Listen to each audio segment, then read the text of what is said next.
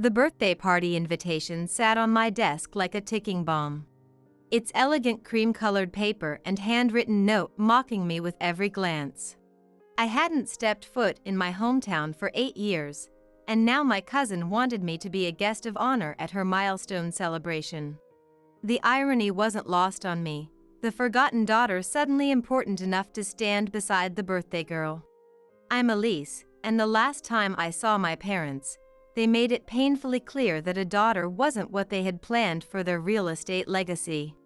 My father would give pointed business advice to my male cousins while telling me that kind of thing is probably too complicated for you, all while my mother nodded along, serving my father dinner first, always first. My phone buzzed. Rachel's name flashed across the screen. "Elise, did you get the invitation?" Her excitement bubbled through the speaker. "Yeah, just looking at it now." I traced the edges of the envelope with my finger, feeling the weight of the expensive paper. "Are you sure about this? Your parents might." She cut in immediately. "It's my birthday, and you're the only person I want there with me. Besides, Nathan absolutely admires you. He says you're the kind of visionary who transforms skylines." I smiled despite the knot forming in my stomach. My development company had just secured its biggest project yet, and industry publications were featuring our innovative urban designs. "That's really kind of him, but Rachel, you know how things are they ask about you, she said, her voice softening. "Your parents. They see your profile in the real estate journals.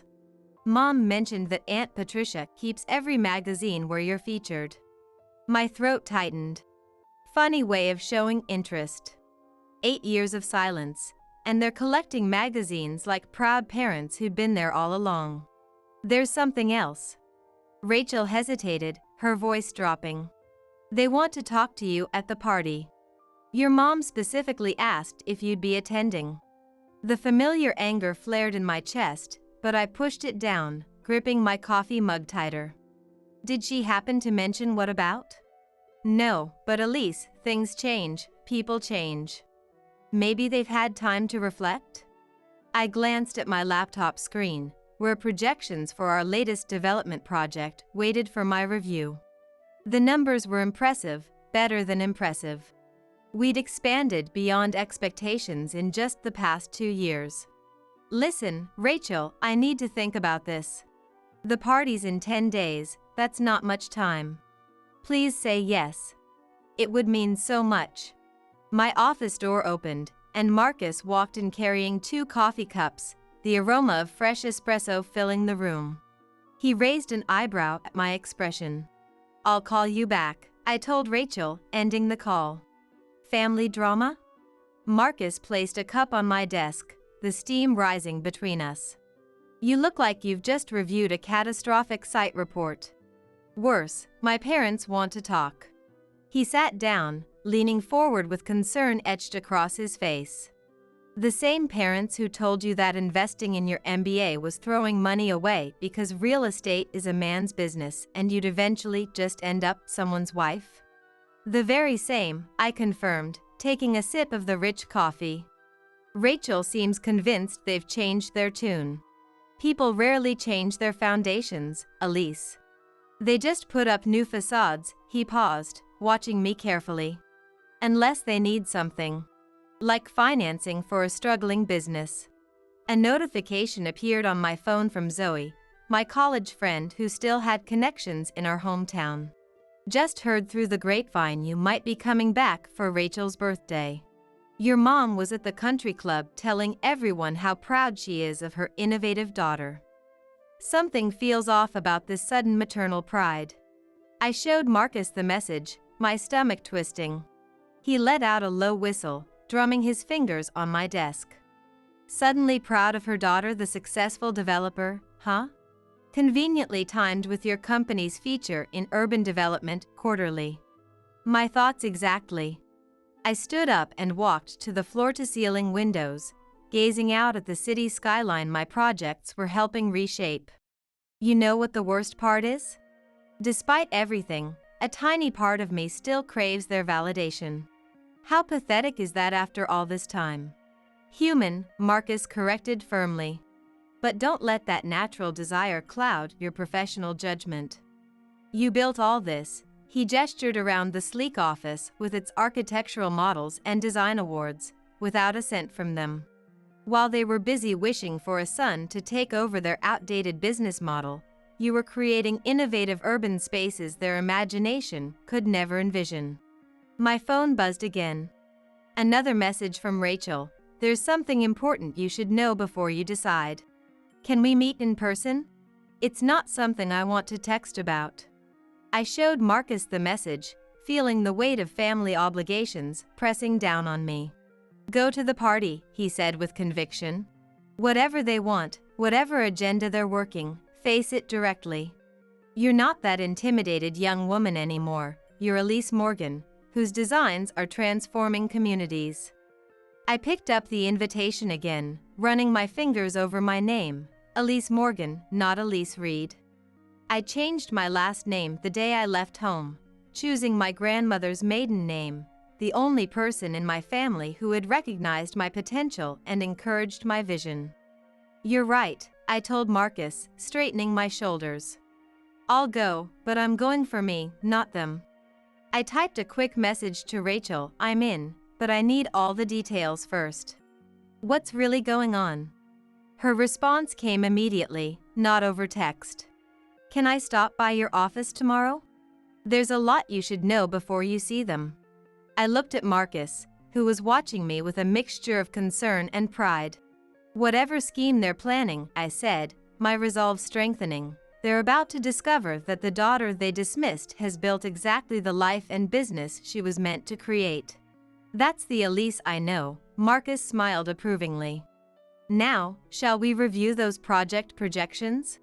Something tells me you'll want those impressive numbers fresh in your mind. I nodded, already wondering what Rachel needed to tell me and why my parents had suddenly decided their daughter's success was worth acknowledging. Whatever it was, I sensed this birthday celebration would reveal much more than just another year passing. The next day, Rachel's revelation hit me like a wrecking ball demolishing a condemned building. They're losing everything, Elise. The family business, the house on Oakmont Drive, all of it. Dad says Uncle Douglas made several disastrous property investments, and now they're drowning in debt. We sat in my office, the city lights beginning to illuminate the skyline as evening descended. Rachel nervously twisted her engagement ring, the diamond catching the ambient light as she clutched her coffee cup. So that explains why they suddenly remember they have a daughter, I said, the puzzle pieces clicking into place with a sickening clarity. How much are they hoping to extract from me exactly? At least $500,000 to keep everything from collapsing. Rachel couldn't meet my eyes, her gaze fixed on her coffee. Aunt Patricia has been telling everyone at the country club how successful you are, showing off magazine features about your developments, acting like the world's proudest mother of a visionary developer. I laughed, a sharp sound devoid of any warmth. 8 years of complete silence, and now they're bursting with parental pride because they need financial rescue. I know, it's completely awful. Rachel reached across my desk to squeeze my hand, her touch conveying genuine sympathy. I just thought you deserved to know their real agenda before the party. They're planning to corner you there. At your birthday celebration? They'd seriously use your special day for that? My voice rose with indignation. They think you won't cause a scene in public. Image management and social appearances, you know. She rolled her eyes dramatically. Classic Aunt Patricia and Uncle Douglas strategy. My phone vibrated with a text from Zoe, just drove past your parents' house. For sale sign freshly planted on the lawn. Are you holding up okay? Am I the last person to know about my own parents' financial collapse? I showed Rachel the message, feeling a strange mix of anger and humiliation. Small-town gossip network, remember? Rachel sighed. But there's something worse. Nathan and I overheard them at my pre-birthday dinner last night. They're already telling potential investors that you've offered to step in, that you're coming home to save the family real estate business with your innovative approaches. The anger I'd carefully contained for years threatened to erupt like a volcano. They're already allocating my money and expertise before even speaking to me. Rachel bit her lip nervously. What are you planning to do? Before I could formulate an answer, Marcus burst through my office door, tablet in hand. You need to see this immediately. He turned the screen toward us, displaying the local business journal's website. There was my father, standing confidently in front of his failing development company, quoted in an article about family businesses navigating economic challenges. We're fortunate that our daughter has agreed to bring her expertise back to the family enterprise, I read aloud, my voice shaking with disbelief. Family always unites during challenging times. My hands trembled with suppressed rage. They're crafting this narrative of proud parents whose successful daughter is eagerly returning to save the family legacy. They're methodically forcing my hand before I can even respond. There's more. Marcus scrolled down, his expression grim. They've announced they're hosting a homecoming dinner for you the night before Rachel's party. It's already published in the community events section. Rachel looked utterly mortified, her cheeks flushing red. Elise, I'm so incredibly sorry. If I'd had any idea they would take it this far. None of this is your fault, I assured her, rising from my chair to pace the length of my office. They're playing the same manipulative games they always have, just with considerably higher financial stakes now. So what's your strategy? Marcus asked, recognizing the determined expression hardening my features. I stopped pacing, turning to face them both. I'm going to attend that dinner and your birthday celebration, but not as the compliant daughter they're expecting to manipulate. Elise, Rachel warned, anxiety evident in her voice, whatever you're contemplating, please don't. Don't worry, I reassured her, placing a hand on her shoulder. I won't disrupt your birthday celebration. But I'm finished letting them control my narrative. They want to leverage me for financial bailout? Fine. Let's see how they handle it when I turn their precious public image strategy against them. My phone rang, displaying my mother's number. After 8 years of silence, she was finally calling. Put it on speaker, Marcus suggested, arms crossed. I tapped the speaker button and answered. Hello, Mother. Elise, darling, her voice dripped with artificial sweetness. We're absolutely thrilled about the dinner. Everyone's talking about it. Your father and I have missed you so tremendously. Have you really? I kept my tone deliberately neutral. That's curious, because I don't recall receiving a single call from you during the past 8 years. A brief pause. The past is behind us now, dear. We're just so incredibly proud of what you've accomplished. A mother always recognizes her child's true potential.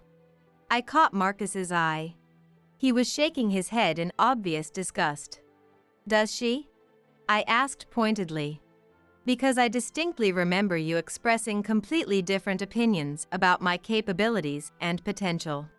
Elise, her voice hardened slightly beneath the veneer of warmth, that's all water under the bridge now. We have so many exciting opportunities to discuss when you're home.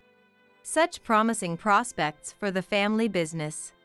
I'm sure we do, I replied with a smile she couldn't see. I'm genuinely looking forward to our conversation. Planning my response, after ending the call, I turned to Rachel and Marcus. They want to pretend we're one big happy family? Perfect. I'll play along with their charade right up until the moment I don't. Elise, Rachel's expression filled with concern. What exactly are you planning? Something that will make them deeply regret suddenly remembering they have a daughter.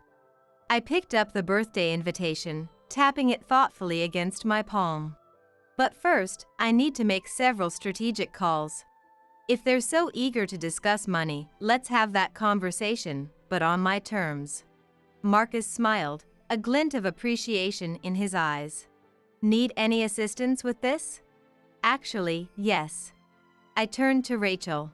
I'm still coming to your birthday celebration, and I promise your special day won't become collateral damage in this family drama. But afterward, they're going to discover that the daughter they dismissed hasn't just become successful, she's learned to navigate their social games with considerably more skill than they ever imagined. As Rachel left with a mixture of relief and apprehension, Marcus remained behind. Are you absolutely certain about this course of action? They inadvertently taught me one valuable lesson, I replied, pulling up my company's financial projections and recent press coverage. Public image is everything in their world. It's time they experienced how that principle can backfire spectacularly. The homecoming dinner was precisely what I anticipated, a meticulously orchestrated performance of family reunion and reconciliation. My mother had arranged everything with calculated precision, from the seasonal flower arrangements to the strategic placement of influential guests around the elegant dining table. I wore my most expensive designer suit, consciously playing my assigned role in their production. Elise, darling, my mother air-kissed both my cheeks as I arrived, her perfume overwhelmingly strong. You look absolutely stunning. Success clearly suits you beautifully. Mother, I smiled, matching her artificial warmth with practiced ease. You've truly outdone yourself with these arrangements. Well, we simply had to properly celebrate your return, she replied, lowering her voice conspiratorially. Everyone who matters in this community is here tonight. I surveyed the room with careful attention. Local business leaders, family connections, prominent community figures, even a reporter from the local business journal, all carefully selected witnesses to stage the prodigal daughter's triumphant homecoming. My father approached confidently, champagne flute in hand. There's my brilliant girl. I was just telling Richard about your company's impressive development portfolio and expansion. Richard, a bank manager I remembered from childhood visits to my father's office, nodded with enthusiasm. Truly remarkable achievements, Elise. Your father has been sharing some impressive numbers from your recent projects. Has he really? I raised an eyebrow, my tone measured but pointed. That's fascinating, considering I haven't shared those particular figures with him. An uncomfortable silence descended over our small circle. My father laughed too loudly, placing a hand on Richard's shoulder. Always the sharp businesswoman, this one. Keeps her cards close to her chest, just like I taught her. Zoe appeared at my side, discreetly squeezing my arm in silent support. Elise, let me grab you a drink from the bar, she whispered. They've been talking you up all evening as if they personally mentored your career. Your mom's practically radiating maternal pride. 8 years too late, I muttered under my breath, accepting a glass of Cabernet. Elise, my father's authoritative voice came from behind me. Could we have a brief moment in private? There are some family matters to discuss. I followed him to his home office, the very room where he'd once informed me that investing in my MBA was pointless because women don't have the natural instinct for real estate development and I'd eventually just end up supporting someone else's career. He closed the heavy oak door. You've certainly done well for yourself. No thanks to your encouragement, I replied evenly. Now, Elise, he straightened his silk tie, let's not dwell on past disagreements. We're family. Family supports each other through challenges. Does it really? I deliberately sat in his leather executive chair, his personal throne, and watched him flinch at this small assertion of dominance. The way you supported my career aspirations? We may have made some misjudgments, he conceded, pacing the room with measured steps, but we're genuinely proud of you now. And with your expertise and resources, we could rebuild everything. Create a truly integrated family enterprise. How much financial support do you actually need? I asked directly. He named a figure significantly larger than what Rachel had mentioned. That's quite a substantial investment request, I observed carefully. Investment? He laughed dismissively. Elise, we're your parents. This is about family loyalty, not merely business. Everything has always been business with you, Father. That's the primary lesson you instilled in me. A soft knock interrupted us. My mother entered, quietly closing the door behind her. Is everything settled between you two? Our daughter appears to view this as a simple business transaction, my father replied, tension evident in his voice. Isn't that precisely what it is? I stood up, smoothing my suit jacket. You haven't spoken to me in 8 years. Now you're hosting elaborate dinners, boasting about my professional accomplishments, informing people I'm eagerly returning to rescue the family business, all without consulting me first. We're your parents. My mother stepped forward, her expression hardening beneath her perfect makeup. We have certain rights to what exactly? My hard-earned money? The success you repeatedly insisted I would never achieve? I moved purposefully toward the door. You know what's truly ironic? If you had simply called, offered a genuine apology, shown any authentic remorse for your past behavior, I might have considered helping. But this, I gestured toward the carefully orchestrated gathering beyond the door, this calculated manipulation. Elise, my father's voice took on a warning tone, consider your next actions very carefully. Your professional reputation. My reputation? I laughed, the sound genuine this time. I built that entirely without your assistance, just like I built everything else you're now attempting to claim credit for. People are watching, my mother whispered urgently. They have certain expectations. They expect precisely what you've led them to expect? That sounds like your problem to resolve, not mine. I opened the door, but turned back one final time. I'll see you at Rachel's birthday celebration. I'm sure you'll be delighted to have your successful daughter deliver a toast. Their faces paled simultaneously, the realization of their vulnerable position dawning on them. Back at the party, Zoe intercepted me with concern. Are you okay? Absolutely perfect, I smiled warmly at the curious onlookers. Just discussing some potentially exciting family business opportunities. The reporter immediately perked up, notepad ready. Any comment about the rumored family enterprise integration your father mentioned earlier? Oh yes, I said clearly, making sure my voice carried. I'll be making a very special announcement at Rachel's birthday celebration. Something that will make my parents incredibly proud of our family's legacy. My mother, who had followed me from the office, froze mid-step across the room. Really? The reporter scribbled frantically. Care to offer our readers a preview? Let's just say, I raised my voice slightly, ensuring it would reach all interested ears. It's about establishing the right kind of legacy, about ensuring the right people benefit from success in this community. The plan takes shape. My father's hand gripped his champagne glass so tightly I thought the crystal stem might snap between his fingers. Zoe whispered discreetly, "What exactly are you planning, Elise?"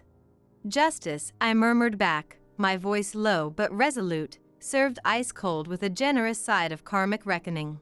As I departed the dinner party, I could hear my mother smoothly explaining my early exit to guests, blaming travel fatigue, but I couldn't care less about her social damage control. Let them spend the next couple of days wondering what announcement I had planned. Let them experience the same gnawing anxiety they'd fed me throughout my formative years. Rachel's birthday celebration was just 2 days away, and I had significant preparations to complete. They wanted their successful daughter to make a public statement? I would deliver one they'd never forget. At the hotel, you're planning to do what? Marcus's voice resonated through my phone speaker as I paced the length of my upscale hotel room. Elise, that's either absolutely brilliant or completely insane. Perhaps a calculated measure of both, I admitted, reviewing the legal documents displayed on my laptop screen. The foundation paperwork is complete. I just need to make the announcement publicly at precisely the right moment for maximum impact. Zoe burst into my room without knocking, frantically waving her smartphone. Have you seen this latest development? She pulled up a local business journal article with the headline, "Hometown Success Story Returns, Family Reconciliation Leads to Redevelopment Merger." They're still aggressively pushing this fictional narrative, I muttered in disbelief, even after our confrontation last night. Your mother has been calling everyone in her social circle, Zoe explained, sitting on the edge of the bed. Full-scale damage control operation, claiming you were simply exhausted from travel, insisting everything is proceeding according to their master plan. My phone vibrated with an incoming call. Rachel. Elise, are you absolutely certain about tomorrow's plan? Don't worry about your birthday celebration, I reassured her. I'll only make my announcement during the toast portion.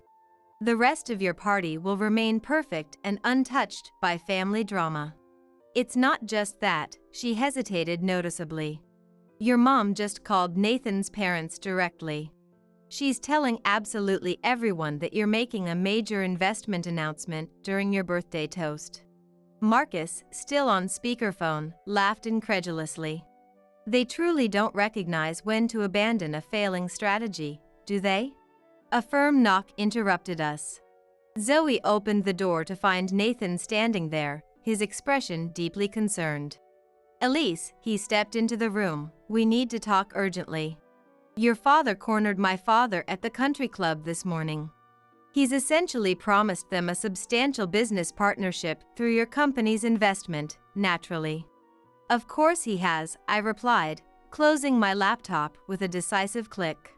They're attempting to force my hand by creating a web of public expectations I can't escape.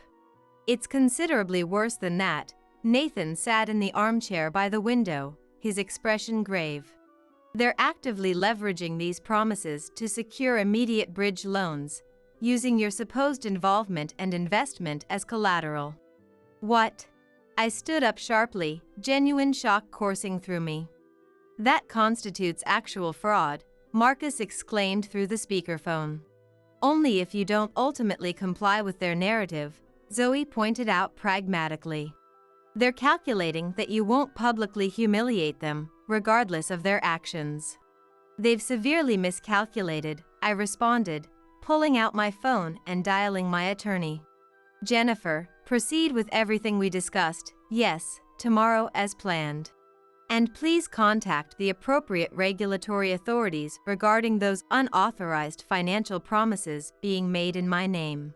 After ending the call, I turned to Nathan. I need one crucial favor. Can you ensure my toast happens immediately after dinner, before anyone considers leaving early? He nodded confidently. Already arranged. Rachel suggested the timing adjustment this morning. Perfect. I reopened my laptop with renewed determination. Now, regarding the charitable foundation I'm announcing tomorrow, Zoe leaned closer to view my screen. How much are you actually committing to donate? Precisely the amount they requested for their bailout, plus 20% interest. I displayed the financial projections. But instead of rescuing their failing business, these funds will support young women who've been told they aren't enough, particularly in male-dominated industries. Marcus whistled appreciatively through the phone. That's going to leave quite an impression, Elise.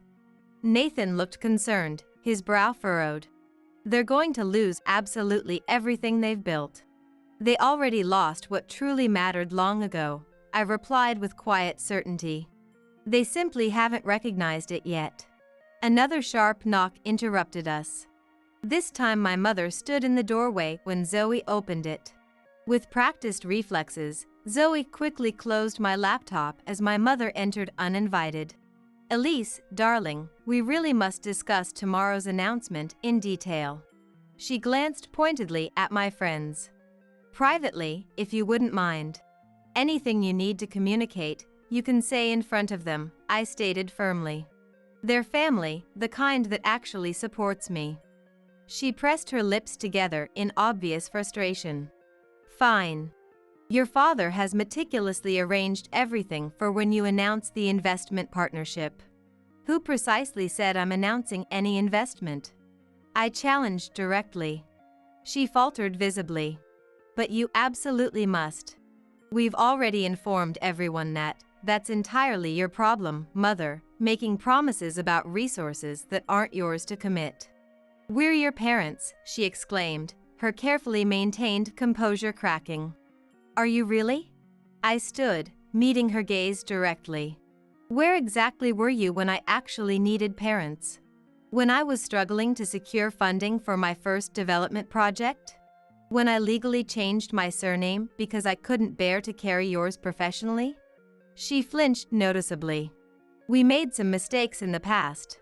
"No," I cut her off sharply. "Mistakes are forgetting birthdays or missing graduation ceremonies. What you and father did constituted systematic emotional undermining, and now you want to profit financially from the success I achieved despite your active discouragement. You ungrateful." She caught herself mid-sentence, suddenly aware of our attentive audience.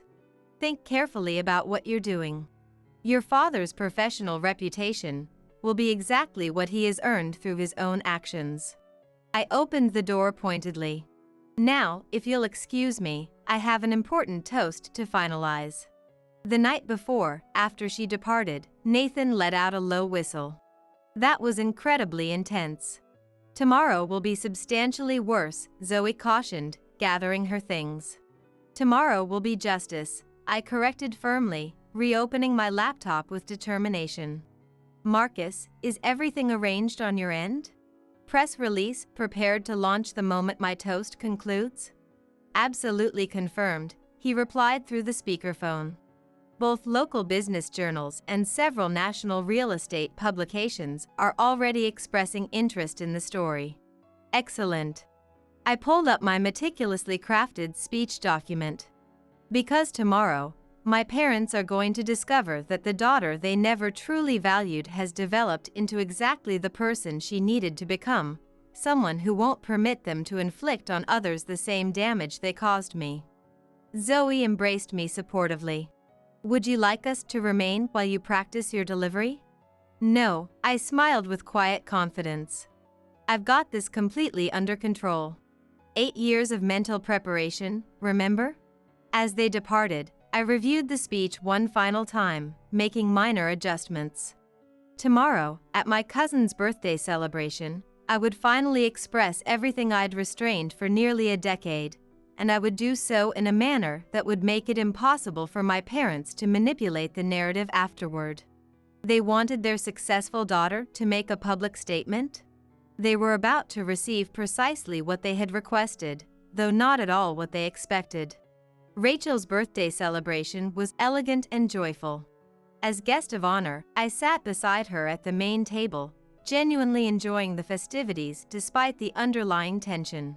My parents occupied prominent seats near the front, practically radiating anticipation for my supposed announcement. The local business journal photographer kept his camera focused on our family dynamics, exactly as my parents had orchestrated. During the dinner service, my mother worked the room with practiced social grace, strategically dropping hints about the exciting family business development soon to be announced.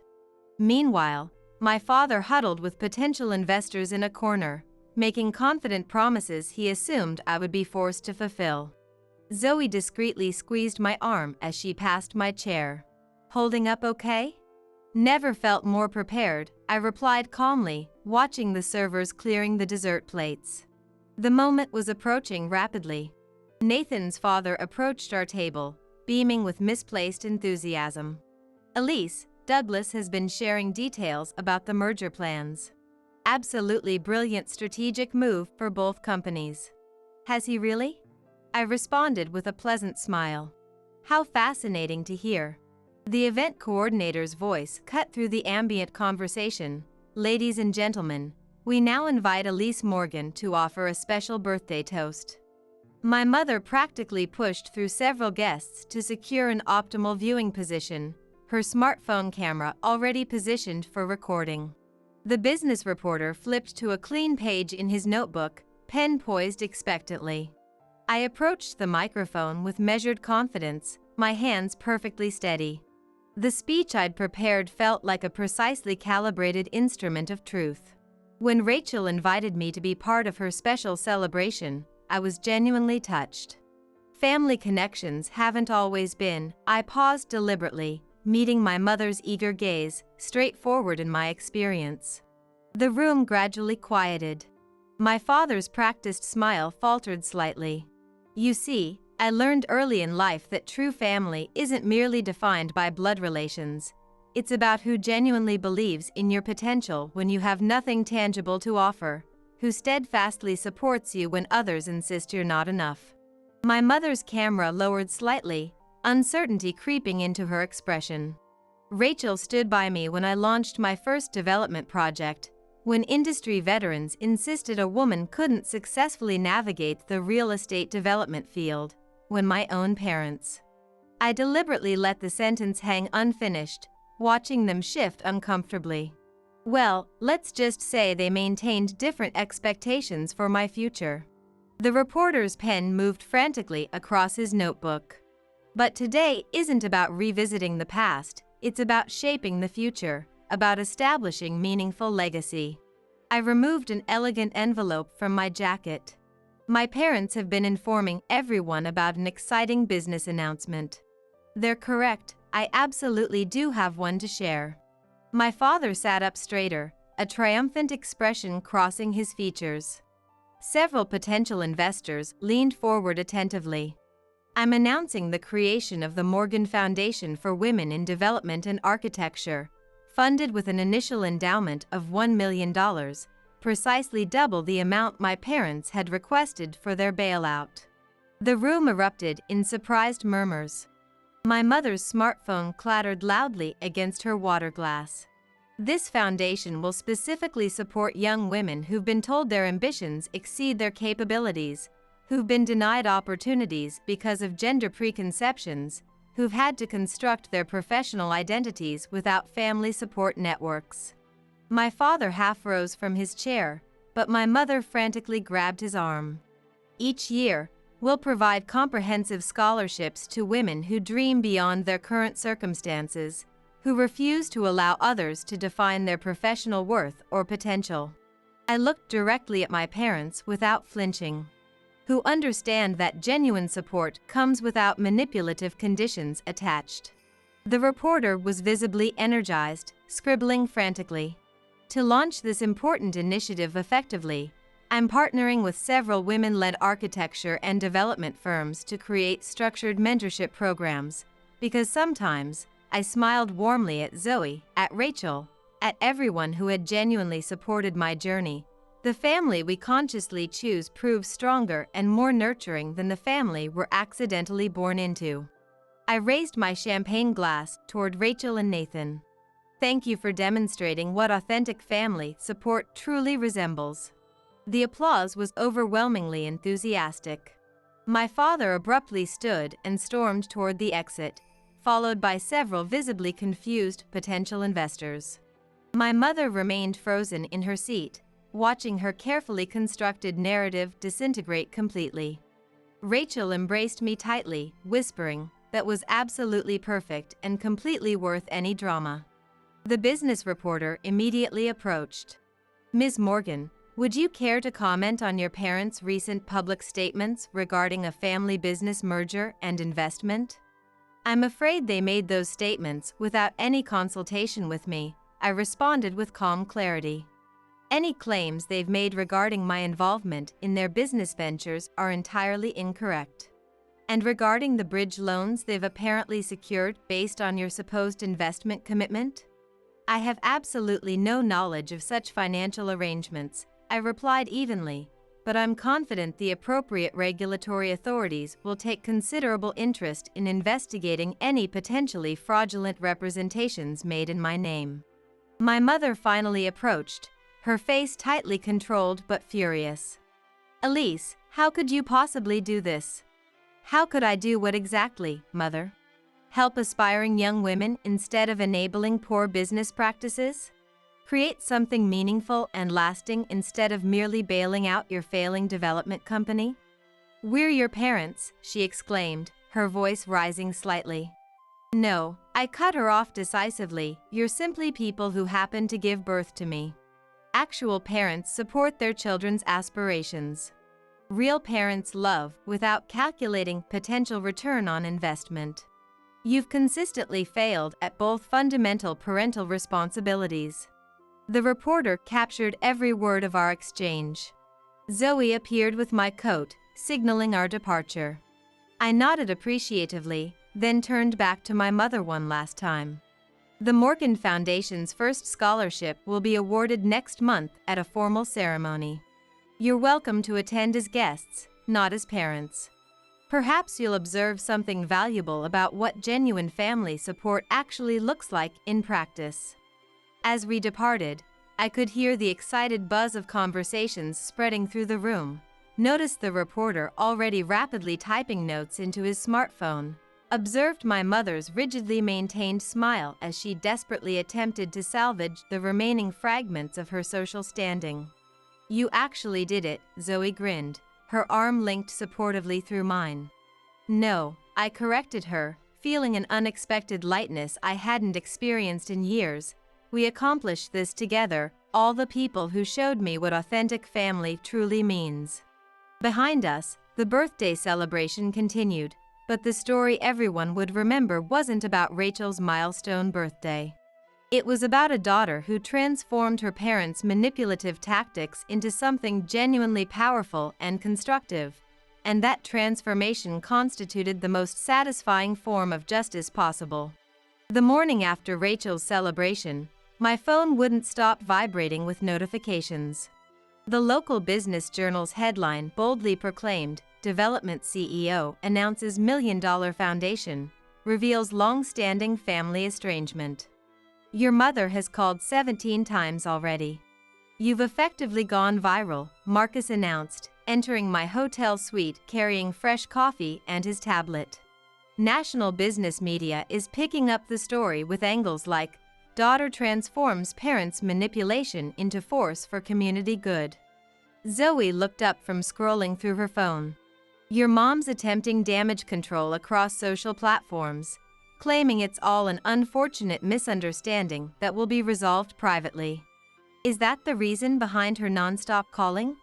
I asked, accepting the coffee gratefully. "Or because financial institutions are undoubtedly questioning those unauthorized loans?" My phone rang again, Nathan this time. "Elise, you need to come down to the hotel restaurant immediately. There's a situation developing." "What's happening?" I asked, instantly alert. "Your father's here confronting his investors. The situation is escalating rapidly." I grabbed my jacket decisively. Time to face the consequences head-on. Zoe and Marcus followed me toward the elevator. The scene unfolding in the restaurant matched my expectations precisely. My father stood red-faced and agitated, surrounded by visibly angry men in expensive suits. "There she is," he shouted upon noticing my entrance. "Tell them this is all simply a misunderstanding that we're resolving privately." "What exactly should I tell them, Father? That you deliberately misrepresented my involvement? That you secured substantial loans using my professional reputation without my knowledge or permission?" One particularly concerned investor stepped forward. "Is it actually true? You genuinely knew nothing about these merger plans we invested in?" Not only was I completely uninformed, but I have extensive documentation proving they acted entirely without my consent. I displayed the email correspondence from my attorney on my phone. "I've already filed formal reports regarding the unauthorized use of my name and company with the appropriate regulatory authorities." "You ungrateful little," my father lunged forward aggressively, but Nathan quickly intercepted his movement. "Consider your next action extremely carefully," Nathan warned firmly. "There are numerous witnesses present." My mother burst through the restaurant entrance, looking absolutely frantic. "Elise, please. We can still fix this situation. Just tell everyone you've reconsidered the arrangement." "Reconsidered what exactly? The foundation that's already legally established? The press release that's currently circulating through national media? Or the fraud investigation that's likely already underway?" "Fraud?" One of the investors visibly paled. "Douglas, you explicitly assured us this was a finalized arrangement. It was supposed to be guaranteed." My father sputtered defensively. She's our daughter. She's supposed to what precisely? I interjected. Sacrifice my professional reputation to rescue yours? Clean up your financial mismanagement? Become the son you always wanted instead of the daughter you received? The restaurant had fallen completely silent, every patron watching our family drama unfold with rapt attention. We gave you everything you have, my mother exclaimed desperately. You provided nothing but persistent doubt and continual disappointment. Everything I've built, I created entirely without your support, and now you're attempting to claim credit for my success? Another investor stood abruptly. I'm contacting my attorney immediately. This constitutes serious financial misrepresentation. Wait, please, my father pleaded frantically. We can surely reach some mutually acceptable arrangement, the way you arranged things with me? I turned toward the agitated investors. I strongly recommend you all contact your legal representatives immediately. I'm fully prepared to provide comprehensive documentation proving I never authorized or agreed to any of these proposed deals. My mother grabbed my arm desperately. You're systematically destroying your father's professional reputation. No, mother, I responded calmly, removing her hand. He destroyed it himself through his own actions. I'm simply refusing to sacrifice mine to salvage his. Marcus stepped forward, tablet in hand. Should I release that second press statement now? The one specifically addressing the unauthorized financial arrangements? My father's complexion transformed instantly from angry red to ashen white. You wouldn't dare take this public. Test that theory if you wish. I moved closer, lowering my voice. You consistently taught me that public image is everything in business, remember? Now you can experience watching yours disintegrate, much like you attempted to undermine mine throughout my formative years. Ms. Morgan, came an unfamiliar voice, a business reporter apparently having breakfast nearby. Would you care to provide any statement regarding this situation? Actually, yes. I smiled confidently, recognizing this as the definitive conclusion to their manipulations. I'd like to announce that the Morgan Foundation's inaugural initiative will specifically focus on supporting young women whose families have actively attempted to restrict their professional potential. We'll be collaborating with several organizations addressing family emotional abuse to identify qualified candidates. My mother's grip on my arm went completely slack. Emotional abuse? The reporter's eyebrows rose significantly. Are you suggesting I'm stating explicitly that emotional and financial manipulation within families can be equally as damaging as physical abuse, and it's time we help talented young women break free from restrictive family dynamics that limit their potential. The investors were already departing, smartphones pressed urgently to their ears. My father stood shell-shocked, watching his carefully constructed world collapse around him in real time. You've completely destroyed us, he whispered hoarsely. No, I corrected him calmly, you destroyed yourselves through your own actions. I simply refuse to be manipulated into becoming your financial safety net. Zoe appeared discreetly at my side. Your car's waiting. We should head to the airport now. I turned to leave, then paused deliberately. The Foundation's inaugural ceremony takes place in 1 month. I meant precisely what I said, you're welcome to attend, as observers. Perhaps watching other parents genuinely supporting their daughter's ambitions might teach you something valuable. As we walked out, I could hear my mother beginning to sob, heard my father desperately attempting to call after his retreating investors, but for the first time in my adult life, their personal drama felt entirely disconnected from my responsibility. Are you really okay? Zoe asked with genuine concern as we reached the waiting car. Better than merely okay, I smiled, watching the hotel gradually diminish in the rearview mirror. I'm finally completely free. 3 months later, I stood confidently on stage at the Morgan Foundation's inaugural scholarship ceremony. The modern auditorium was filled to capacity with promising young women, their supportive families, and media representatives. My parents' reserved front-row seats remained conspicuously empty.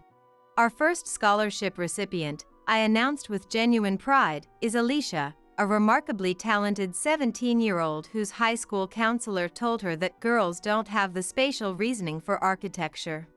Alicia stepped forward confidently, beaming with excitement.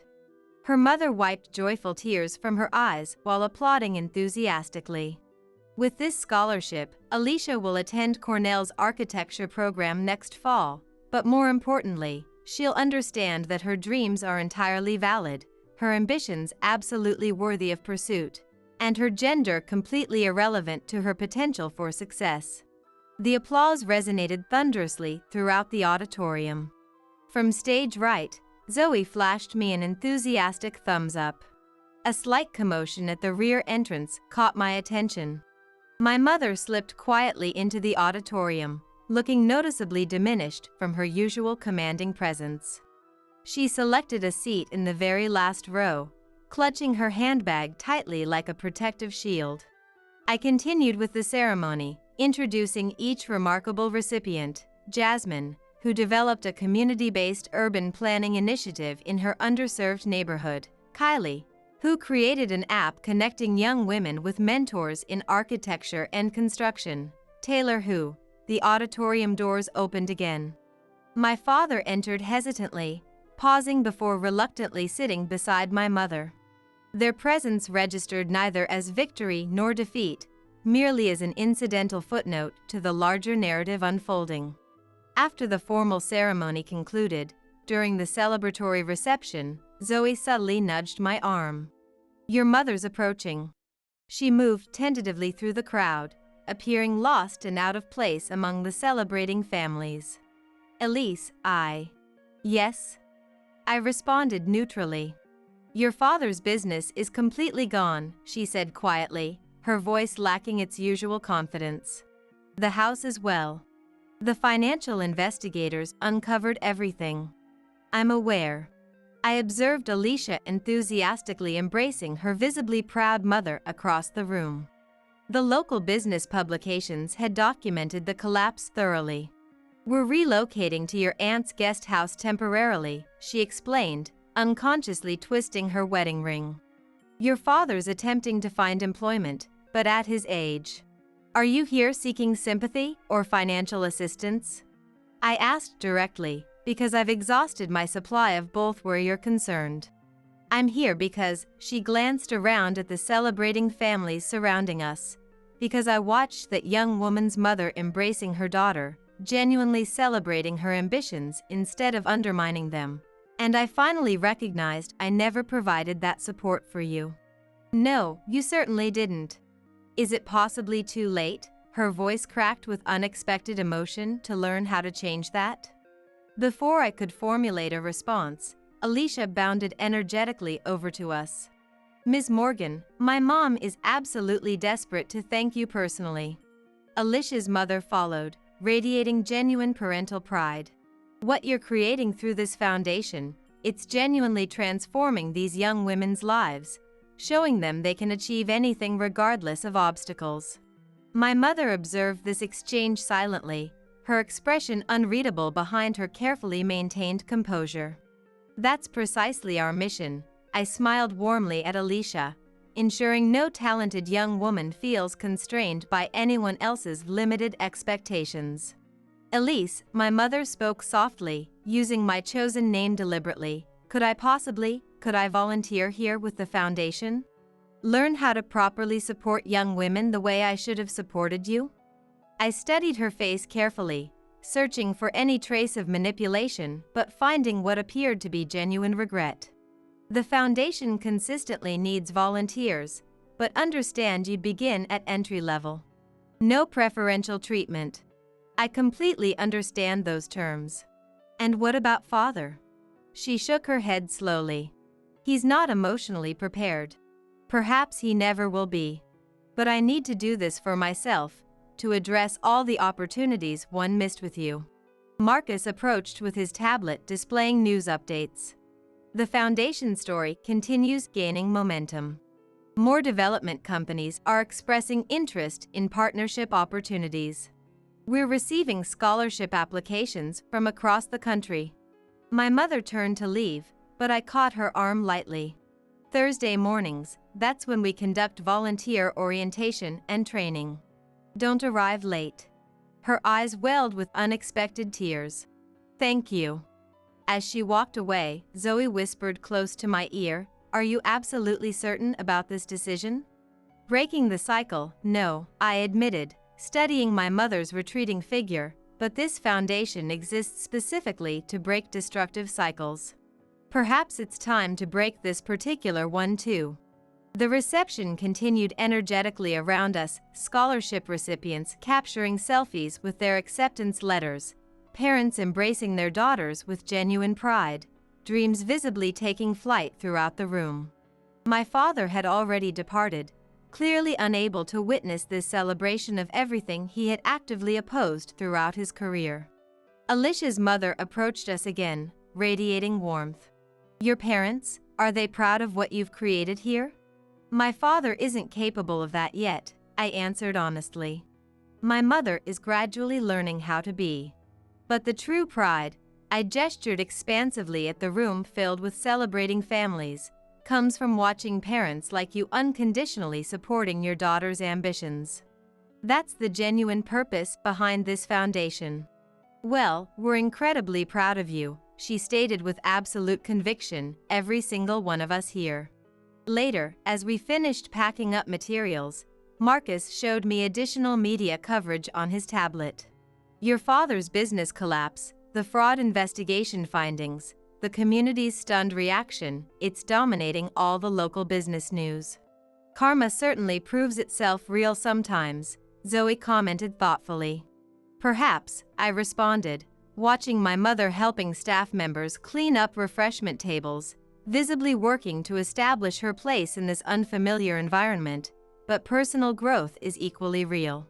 If she's genuinely committed to learning and changing, then this foundation will have transformed one more life than we initially intended. As Marcus finished gathering our materials, I surveyed the now empty auditorium, still resonating with lingering echoes of joy and possibility that would have seemed completely impossible just months earlier. Remarkably, what began as a form of justified response to manipulation has evolved into something far more significant than mere family drama. It's become a genuine catalyst for positive change, Zoe observed thoughtfully, echoing Marcus's earlier assessment. "Are you ready to leave?" Zoe asked, car keys in hand. "Almost," I replied, taking one final contemplative look at the stage. "I'm just reflecting on something my father frequently repeated about building lasting legacy." It appears he was actually correct, just not in the particular way he intended. 3 months later, we departed together, leaving behind the weight of outdated expectations while carrying forward the promise of new beginnings.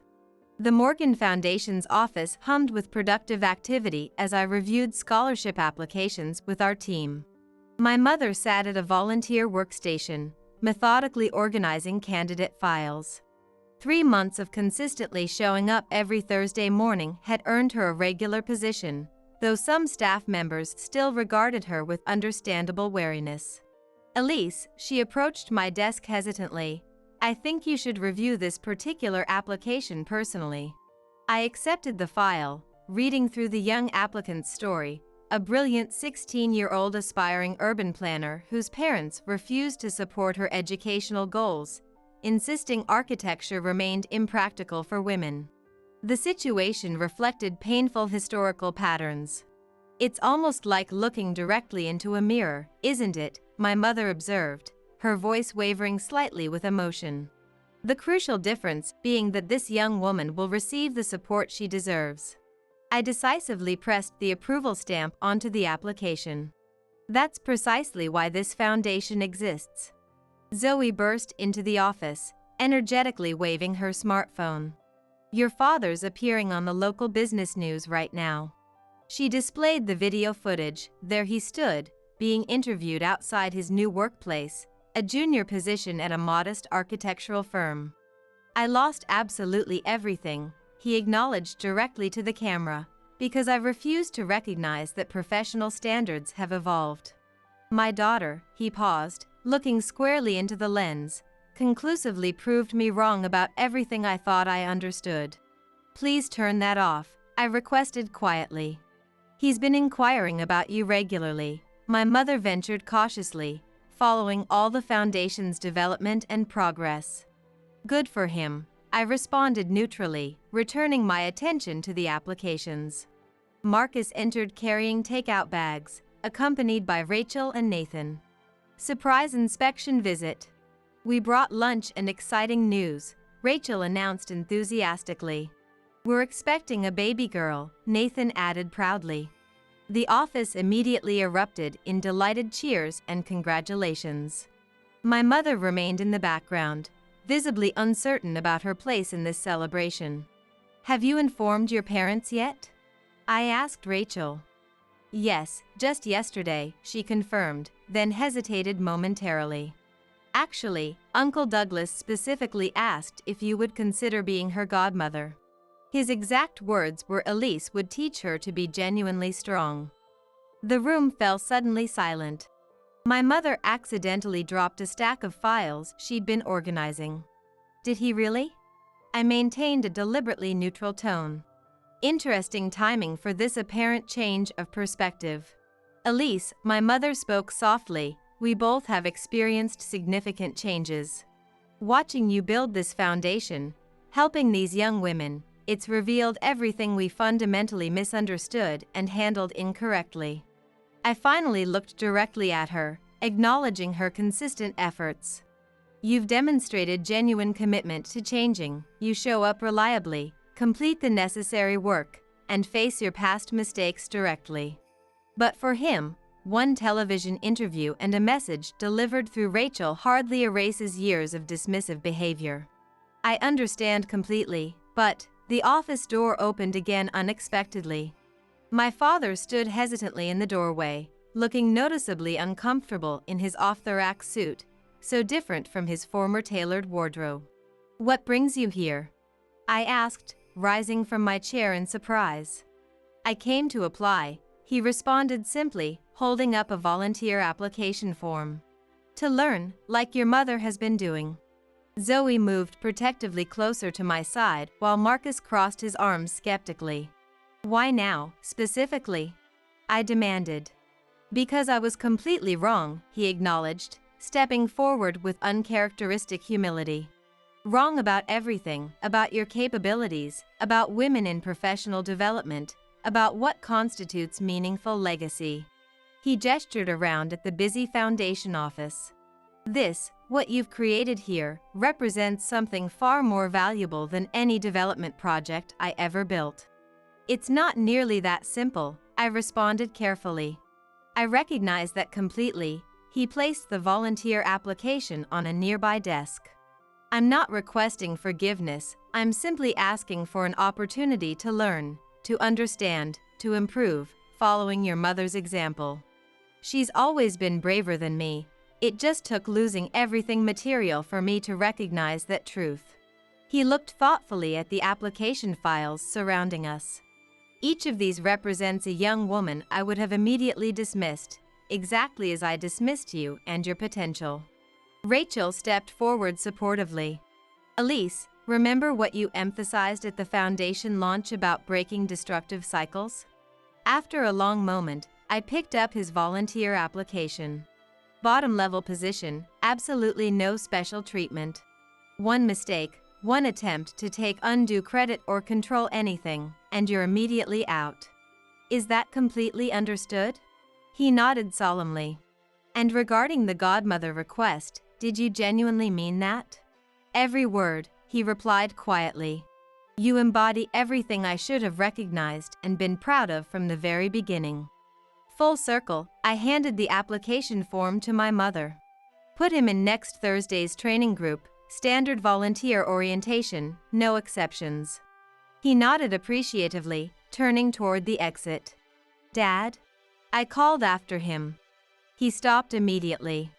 Why did you really decide to come here today? I asked, my voice softer than intended. He turned back, his expression uncharacteristically vulnerable. Because watching you succeed so brilliantly despite my active discouragement made me finally understand something profound. I didn't fail as a father because I had a daughter instead of a son. I failed as a father because I was too blind to recognize how extraordinarily fortunate I was to have you. The office remained completely silent as he departed. My mother discreetly wiped moisture from her eyes. Marcus skillfully broke the emotional tension. Well, shall we enjoy this lunch before everything gets cold? As everyone gathered around the conference table, I observed my mother confidently explaining foundation procedures to newer volunteers. Through the window, I watched my father climb into his modest used sedan, such a striking contrast from his former luxury vehicles. Are you truly okay with all this? Zoe asked quietly, genuine concern in her eyes. You know what? I smiled thoughtfully, glancing down at the approved application still in my hands. The talented girl whose parents refused to believe in her potential, I genuinely am. Because this journey was never fundamentally about revenge or justice, it was always about creating meaningful change. And sometimes, the most difficult changes must begin with ourselves. Rachel embraced me warmly. So, about that godmother request. Let's see how Thursday's volunteer training session unfolds first, I laughed lightly. One careful step at a time. The foundation office continued humming with purposeful activity, applications being processed, dreams being actively supported, destructive cycles being consciously broken. My parents were gradually learning lessons they should have understood decades earlier. That genuine legacy isn't built through control or rigid expectations, but by giving others the freedom and support to discover their own capacity to soar. The WhatsApp notification from my mother-in-law made my stomach clench into a tight knot. Family emergency dinner tonight, 7 p.m. sharp. Formal attire. Attendance mandatory. A photo of an elaborately set dining table followed, crystal glasses gleaming under chandelier light. 10 years of marriage to Nathan, and Eleanor's messages still had the power to make me feel like that intimidated 22-year-old nurse who first walked into their mansion. I'm Vanessa, and this is the story of how I went from being the family's supposed gold digger to becoming their unexpected salvation. You don't have to go, Nathan said, loosening his tie as he walked into our bedroom. His hospital ID badge still hung from his pocket, the words Medical Equipment Division visible beneath his name. My mother's being dramatic again.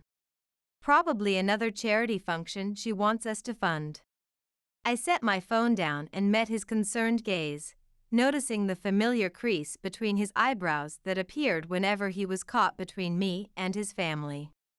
When isn't she dramatic? But this time feels different. I scrolled through the message thread, showing him the rapid succession of demands. Look at these. 3 messages in 5 minutes, plus that voice note where she's practically hyperventilating. Different how? Nathan sat beside me, his hand resting tentatively on my shoulder. Just a feeling. The same one I get when a patient's vitals look normal but something still isn't right. My years in the ER had taught me to trust those instincts. I smoothed my blazer, checking my reflection in the mirror. The young woman who'd once trembled before the mighty Prestons was gone. In her place stood someone else entirely, a woman who'd built a healthcare empire right under their noses, someone they had no idea existed. Remember our first dinner with them? Nathan asked, wrapping his arms around my waist, his chin resting on my shoulder as we both gazed at our reflection. How could I forget? Your mother took one look at my off-brand dress and nursing school graduation watch and decided I was after your trust fund. The memory still stung, the way Eleanor's eyes had traveled from my head to my toes, calculating my worth and finding it wanting. I turned to face him. That prenup was quite the wedding gift. All those clauses specifically designed to remind me of my place. I'm still sorry about that, Nathan's face flushed with shame. I should have stood up to them. Don't be. It was the best motivation I've ever received. I smiled, remembering the hours I'd spent poring over those legal documents, using them as a blueprint for what I would build on my own. My phone buzzed again. This time it was Marcus. Ready for tonight, boss lady? The data on the Henderson patent acquisition just came through. Perfect timing. I smiled, typing back, as ready as I'll ever be. Bring the Morrison reports too. What's Marcus saying? Nathan asked, trying to peek at my screen. I locked my phone quickly, still protective of the business I'd built without his knowledge. Just checking in about a patient follow-up. You know how he worries about the aftercare protocols. The lie came easily after years of practice. The drive to his parents' house was tense. Each mile brought back memories, Eleanor's snide comments about my quaint nursing career, Richard's condescending healthcare industry advice, the whispered conversations about my limited potential that stopped when I entered rooms. They're going to love what you've done with the community clinic initiative, Nathan said, squeezing my hand as we pulled up to the gates of his parents' estate. If only he knew that the modest healthcare initiative was just the public face of my much larger enterprise. Olivia's car was already parked in the circular driveway. She stood by the entrance, pacing and biting her nails, a habit from childhood that only emerged when something was seriously wrong. Her research lab coat was still partially visible under her hastily donned blazer. "Thank God you're here," she said, hurrying toward us, her face pale with worry. "Mom's on a warpath. She's been sending me frantic messages all afternoon." She flashed her phone screen, showing a series of increasingly desperate texts from Eleanor. "What's going on?" Nathan asked, his body tensing beside me. "I don't know exactly, but Dad's been locked in his study all day, and Mom keeps making these weird calls about damage control and asset protection." Olivia's voice dropped to a whisper. "I think it might be about the new cardiac monitor launch. The FDA reports weren't looking good." We followed her inside. The mansion hadn't changed, still the same oppressive grandeur, still the same portrait of Eleanor in her beauty queen crown and sash dominating the foyer, a constant reminder of how she'd secured her place in high society. "There you are." Eleanor's voice cut through the air like a scalpel. She stood at the top of the stairs, perfectly coiffed as always, not a platinum blonde hair out of place. "We've been waiting." Despite her composed appearance, I noticed her hands trembling slightly as she gripped the banister. Richard appeared behind her, his usual confident stance replaced by something more rigid, almost fearful. The man who'd built a medical equipment empire looked suddenly older, diminished somehow. "What's this about, Mom?" Nathan asked as we climbed the stairs, his voice carrying that same conciliatory tone he always used with his parents. "Oh, you'll see." She turned her ice blue eyes on me. "We have quite a lot to discuss with your wife."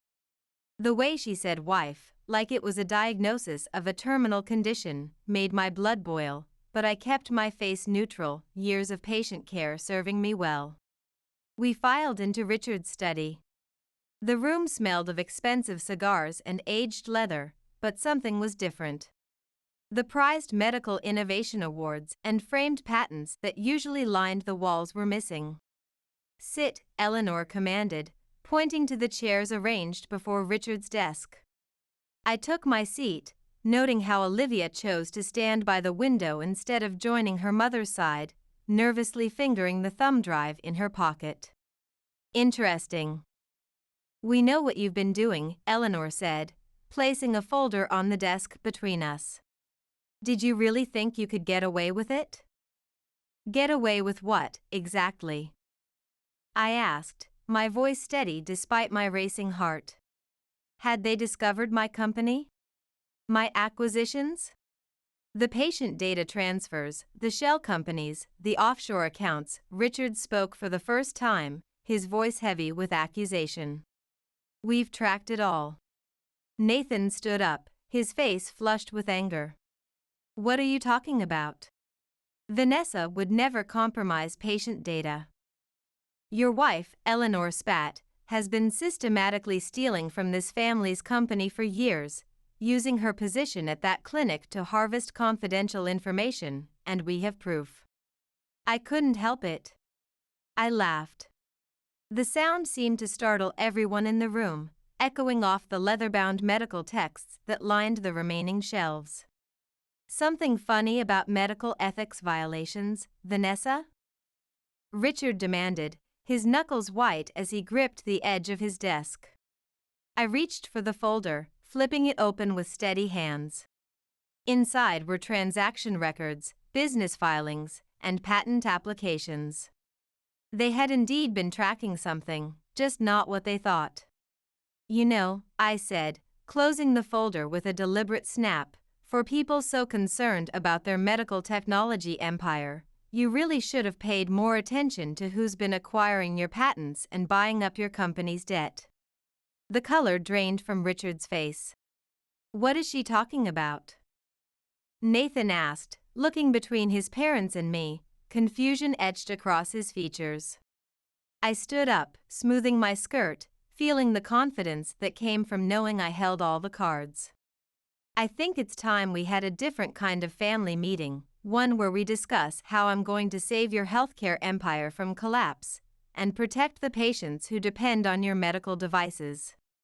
The silence that followed was deafening, and for the first time in 10 years, I saw real fear in Eleanor's perfectly made-up eyes. What do you mean, save our empire? Eleanor's perfectly manicured nails dug into the leather of Richard's desk chair. We don't need saving, especially not from a nurse. The missing awards and patents on the wall suggest otherwise, I replied, gesturing to the bare spaces. Selling off intellectual property already? I wonder what the medical board would think about some of the corners you've been cutting. Richard slammed his hand on the desk. How dare you? You know nothing about this business. Dad. Olivia interrupted, stepping forward, her researcher's instincts for truth overcoming her fear. Is it true? Are we in trouble?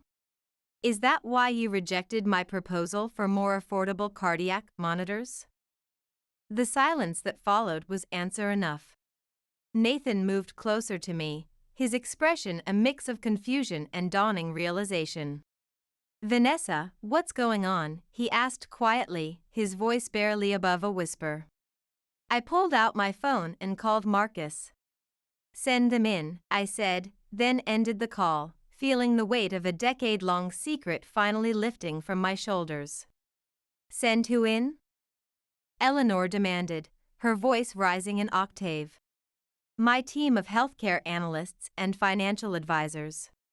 They're waiting outside with detailed reports of your company's current position. I met Richard's gaze directly, unflinching. Including the 3 failed medical device trials you've been hiding from the FDA and your board, and the patient adverse events you've been covering up. Richard collapsed into his chair, suddenly looking every bit his 62 years. The confident healthcare magnate was gone, replaced by a defeated old man. How did you? No. I finished for him.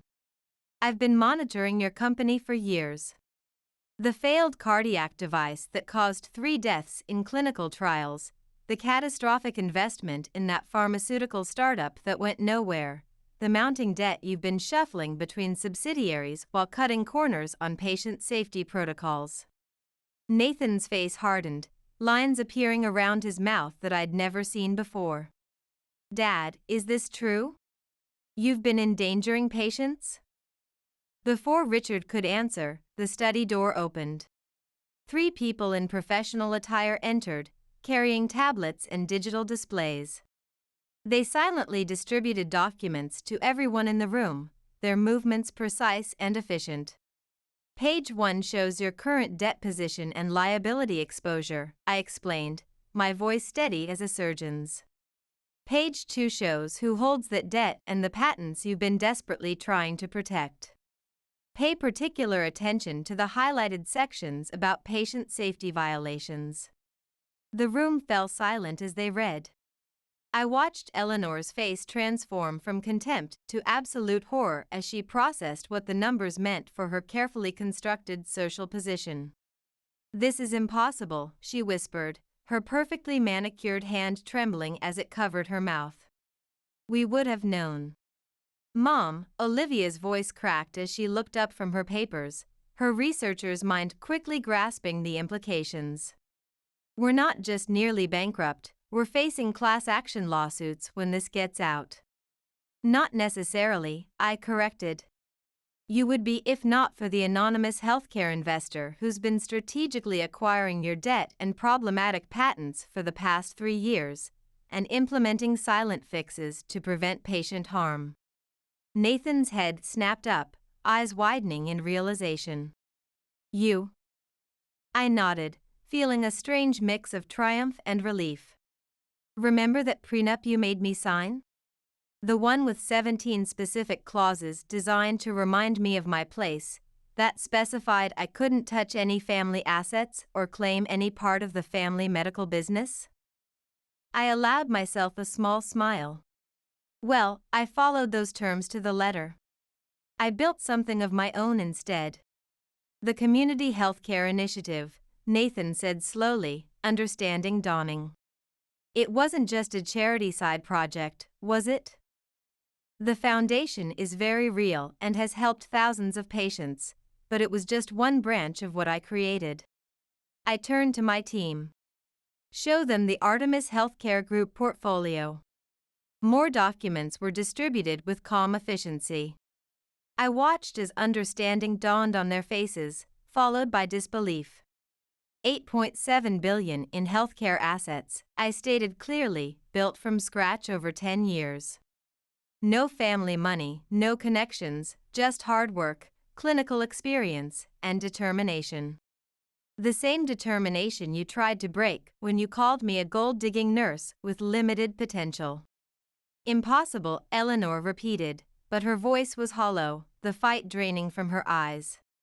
"The woman you dismissed as a gold digger now owns enough of your medical patents and company debt to force a complete takeover," I continued, my voice level. "But that's not what I want." Richard leaned forward, desperation evident in every line of his face. "What do you want? Money? Position? Originally? Revenge. To prove you wrong, to show you exactly who you underestimated." I sat down next to Nathan, taking his hand. His fingers wrapped around mine, warm and supportive now that the truth was laid bare. "But now I want to help save the company and protect the patients who depend on your medical devices." "Why would you help us?" Eleanor demanded, though her usual venom had dissolved into something like bewilderment. "Because despite everything, I love your son. And because sometimes the best revenge is showing mercy when you could choose destruction. Besides," I added, "there are thousands of patients whose lives depend on these medical devices working correctly." Olivia moved to stand beside me, her medical research folder clutched to her chest. "I've reviewed the data, Mom. The patient safety concerns alone, we need her help. My research team has been finding the same issues for months, but Dad wouldn't listen." "This is a trick," Eleanor insisted, but the words sounded hollow even to her own ears, her usual confidence shattered. "No tricks," I said firmly, "just healthcare. I have a proposal that will save your company, protect the lives of thousands of patients, preserve the jobs of your employees, and restore the legacy you're so proud of. But it comes with non-negotiable conditions." "What conditions?" Richard asked, his voice barely above a whisper. I stood up, straightening my blazer with the same precision I once used to smooth my nursing scrubs. "First, you'll stop treating me like an outsider trying to steal your fortune. The irony of that should be abundantly clear by now. Nathan squeezed my hand, and I drew strength from his touch. Second, we completely restructure the company leadership with a new focus on patient safety. No more hiding failures or falsifying clinical data. Everything transparent, everything ethical. And third? Richard prompted, his entrepreneur's mind still calculating angles even in defeat. Third, I said, looking directly at Eleanor, you apologize. Not just to me, but to every nurse you've looked down on, every healthcare worker you've belittled, every family member whose medical innovations you've dismissed, including your own daughter's research. I nodded toward Olivia. It's time for things to change. The room fell silent again, broken only by the sound of Eleanor's shuddering breath as decades of pretense crumbled around her. Take the night to think about it, I said, gathering my things with deliberate calm. My team will leave the documents with you. You call me when you're ready to discuss terms before the FDA does their surprise inspection tomorrow. As Nathan and I turned to leave, Olivia caught my arm, her eyes shining with a mix of admiration and uncertainty. How long have you been planning this? I smiled, remembering late nights poring over medical journals and financial reports. Since the day they made me sign that prenup and your mother said a nurse would never understand the complexities of the healthcare business. The drive home was silent until Nathan pulled into our driveway and turned off the engine. 10 years, he said quietly, his voice filled with wonder and regret.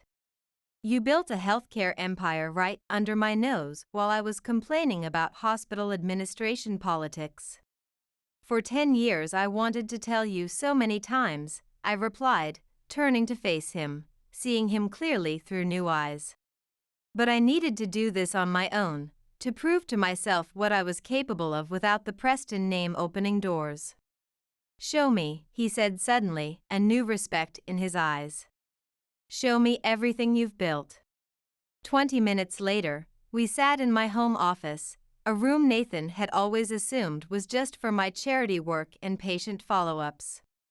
I logged into my computer and pulled up the Artemis Healthcare Group's main database, the secure system I'd helped design from scratch. It started small, I explained, clicking through various projects. Remember that tiny healthcare consulting firm I started after seeing so many preventable readmissions? The one in the spare bedroom of our first apartment? That's the one. Every patient case taught me something new, every hospital contract built my network. I pulled up an old photo of Marcus and me working late in that cramped bedroom, surrounded by medical journals and coding manuals. Marcus believed in me when no one else did. He'd lost his mother to a preventable medical device failure. Except me, Nathan interjected, his voice tinged with guilt. I always believed in you as a nurse. You did, I acknowledged, but you also let your family convince you I needed to be controlled, that my ambitions should be limited. He flinched visibly. The prenup. The prenup, I agreed. Your mother's crowning achievement in protecting the family medical fortune from the gold-digging nobody nurse who couldn't possibly understand the business side of healthcare. I clicked through more slides showing the progression of my healthcare company. Each success led to bigger opportunities. I reinvested everything, lived well below our means. Remember how your mother mocked my sensible clothes and practical car, while I was quietly building a billion-dollar healthcare innovation company? Nathan shook his head in amazement, his eyes taking in the scope of what I'd accomplished. A knock at the door interrupted us. Olivia stood there looking uncertain, still in her lab coat. I followed you, she admitted. I need to understand how you did it. My medical research has been ignored for years. I gestured for her to join us. Perfect timing. I was just showing Nathan how it all started, and why patient safety became our core mission. Including how our family treated you, she asked quietly, shame coloring her cheeks. I pulled up another file, the familiar interface displaying a research grant proposal. Actually, you might be interested in this. Remember 3 years ago when you wanted to start your affordable cardiac monitoring research program? Olivia's eyes widened as she recognized her own proposal. The mysterious grant that came through after Dad rejected my funding was from you? I nodded. Through a healthcare innovation foundation. Your parents had already sabotaged your research by threatening the university's other funding sources. I couldn't let them know I was involved. But why did the funding get reduced halfway through? She asked, confusion evident. Because I saw how they were manipulating you, using the promise of full family funding to keep you under their control. I met her eyes directly. You needed to learn to adapt and find creative solutions on your own terms. Like you did, she whispered, new understanding dawning. Look at this, Nathan said, pointing to the screen which showed a familiar hospital acquisition.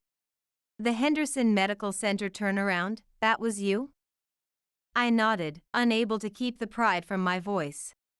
Your father's biggest healthcare competitor. When they started struggling with safety protocols, I stepped in, saved 3,000 healthcare jobs, implemented proper safety checks, and turned the patient outcomes around completely. While Dad's flagship hospital was failing inspections, Olivia added, because he refused to listen to the nursing staff's concerns about equipment failures. His pride and focus on profits over patients cost the company millions in settlements, I explained, all kept quiet with confidentiality agreements. My phone buzzed with a WhatsApp notification from Marcus. Board members are getting nervous. Richard's been making calls all morning. Your father-in-law is trying to rally support, suggesting you stole proprietary information. I showed them the message, my expression grim. But he doesn't realize I've spent years building relationships with every major player in the medical device industry, including his board members.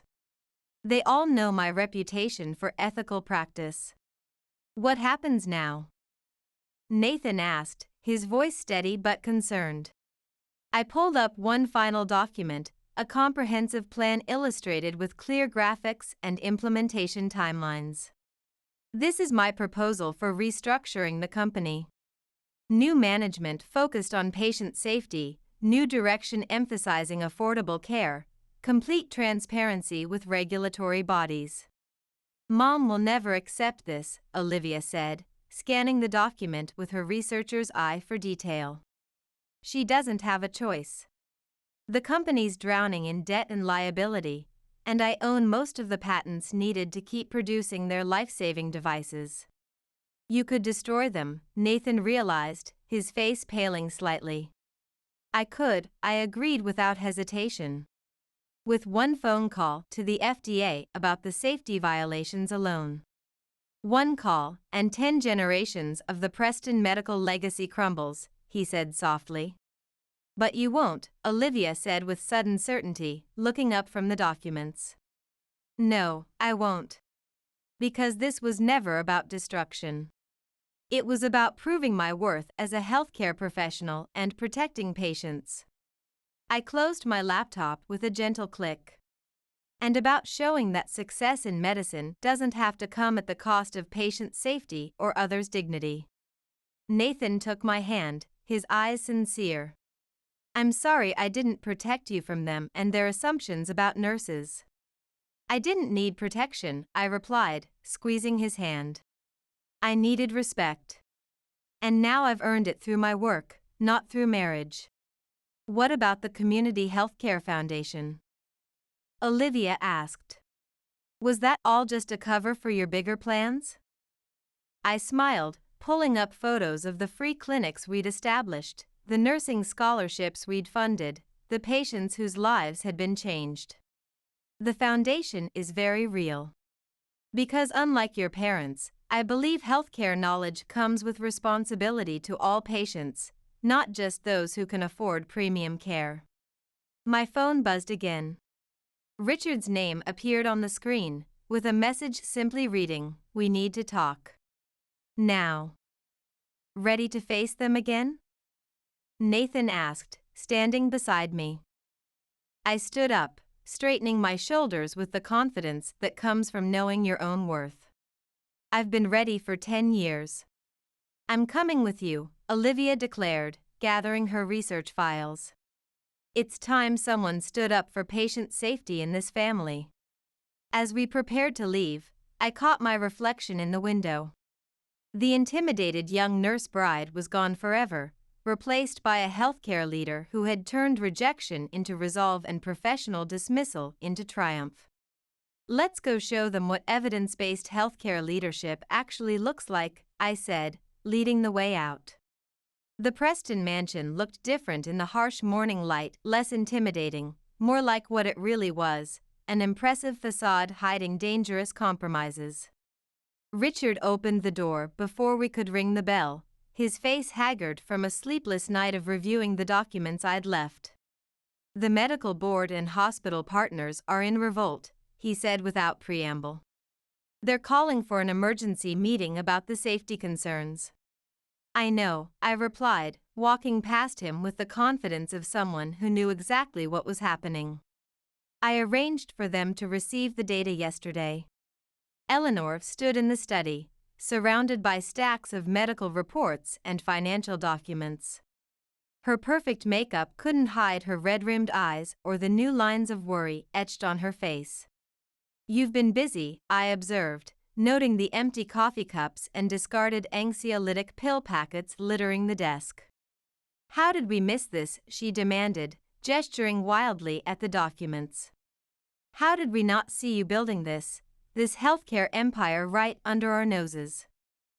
"Because you were too busy watching me fail as a mere nurse," I answered calmly. "Every criticism about my scrubs, my state school education, my patient-centered approach. You were so focused on tearing down my healthcare career that you never noticed me revolutionizing the very industry you thought I couldn't possibly understand." Olivia stepped forward, her medical researcher's determination evident in every movement. "I found something else, Mom." She placed a folder on the desk, the medical seal of the research department clearly visible. "The cardiac monitoring system project, the one that supposedly failed all safety protocols?" "It didn't fail at all." Richard's face drained of color. "Olivia, you don't understand the complexities. The device was fully functional and safe," she continued, her voice gaining strength with each word, "but someone falsified the testing data, someone with executive access to the research database. Someone who didn't want affordable cardiac monitoring to threaten the premium product line." Nathan grabbed the folder, scanning the contents with growing horror. "Dad, what did you do? These are patient safety records." "What I had to do," Richard exploded, slamming his hand on the desk. "The lifestyle your mother expected, the social position we maintained, the donations to the right hospitals, it all cost money we couldn't afford to lose on affordable medical devices with lower profit margins." Eleanor whispered, sinking into a chair as her carefully constructed world crumbled. "How could you risk patients' lives?" My phone buzzed with a notification from Marcus, board members and FDA representatives arriving at HQ. "Everything in place. We need to go," I announced, checking my watch. "The emergency board meeting starts in an hour, and the FDA representatives will be there." "To witness our humiliation?" Eleanor asked bitterly, her social standing the only concern still foremost in her mind. "To save your company and protect patients," I corrected, my voice firm but not unkind. "Unless you'd rather explain to your medical charity friends why you're facing criminal charges for knowingly marketing unsafe devices." The drive to headquarters was charged with tension. I rode with Nathan and Olivia, while Richard and Eleanor followed in their separate car, no longer presenting a united front. As we pulled into the executive parking garage, I recognized familiar faces gathering, board members and medical directors I'd built relationships with over the years, always as Vanessa Harrison, healthcare consultant, never revealing my connection to the Preston family. Ms. Harrison called out Dr. Phillips, the respected head of the board. "I didn't expect to see you here.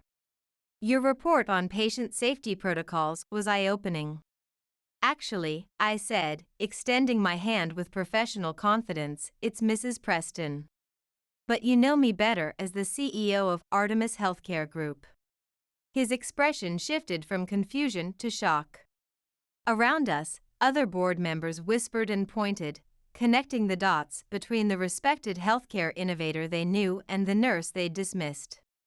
"Shall we begin?" I gestured toward the elevator, the weight of 10 years of preparation evident in my calm demeanor. The boardroom was filled to capacity with board members, executives, and two stern-looking FDA representatives. Richard and Eleanor slipped in last, taking seats at the far end of the table like chastened children.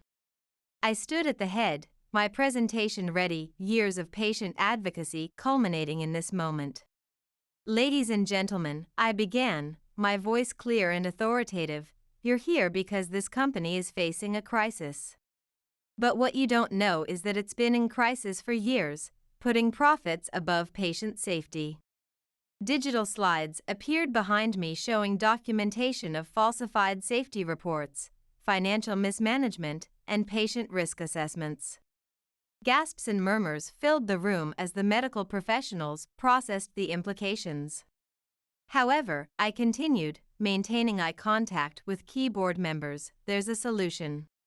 A merger with Artemis Healthcare Group would not only save this company from regulatory action but transform it into an industry leader in both affordable and premium medical technologies." "And who exactly controls Artemis Healthcare?" demanded one board member, his skepticism evident. "I do," I stated with quiet confidence, "the woman some of you may remember as the gold-digging nurse who wasn't qualified to understand the business side of healthcare." The room erupted in astonished conversation. I noticed Eleanor physically shrinking in her seat, her social facade crumbling completely.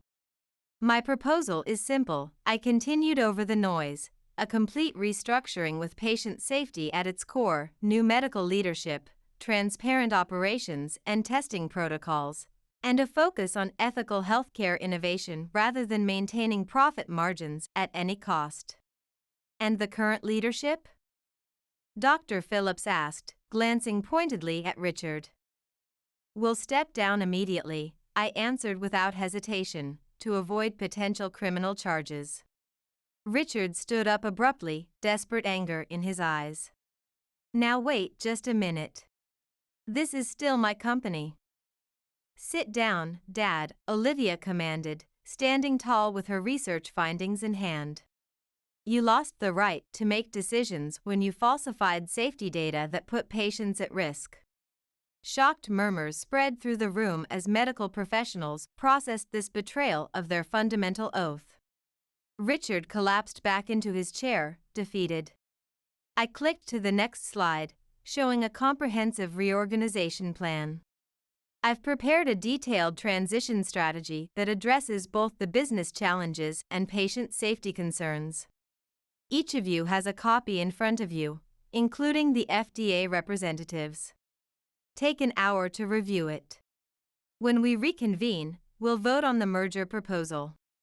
As the board members filed out for the break, many giving Richard and Eleanor a wide berth, Eleanor approached me hesitantly.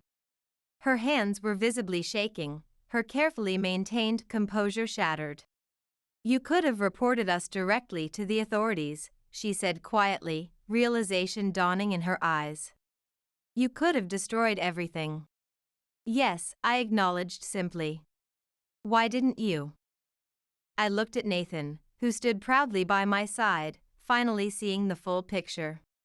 "Because patient care was always my priority, not revenge. Those devices save lives when they work properly. But make no mistake," my voice hardened slightly, "the days of cutting corners on patient safety end today." "All those years," she murmured, looking genuinely bewildered. "I thought I was protecting my family's legacy from you, but you were actually protecting patients from us." "The vote will pass," I told her with certainty. "The board and the FDA trust my patient safety record more than they trust Richard's promises. The only question is whether you'll accept these changes with grace or force me to pursue more severe consequences." She straightened her shoulders, a ghost of her former pride briefly visible. "And if we accept your terms? Then we build something better together, something that truly helps patients." I held out my hand, offering not just reconciliation but redemption. "Your choice, Eleanor." After a moment of hesitation that seemed to contain a decade of reconsideration, she took it. The vote was unanimous, with the FDA representatives expressing cautious approval of the patient safety measures. As board members filed out of the room with new hope for the company's future, Marcus slipped in through the side door, tablet in hand, his expression grave. "You won't believe what I just uncovered," he said, his voice low and urgent. "There's more?" Olivia asked, her researcher's curiosity piqued. "More than Dad's data falsification?" Marcus placed his tablet on the table, pulling up a series of clinical documents and financial records. These were buried deep in the company's secure archives. Someone tried to delete them permanently, but... He smiled with professional pride. "Well, let's just say I've gotten very good at recovering deleted healthcare data." I leaned forward, scanning the files with growing disbelief. My medical training immediately recognized the implications. "Richard, care to explain why there's a second set of clinical trial results for the original cardiac devices?" Richard's head snapped up, genuine fear in his eyes.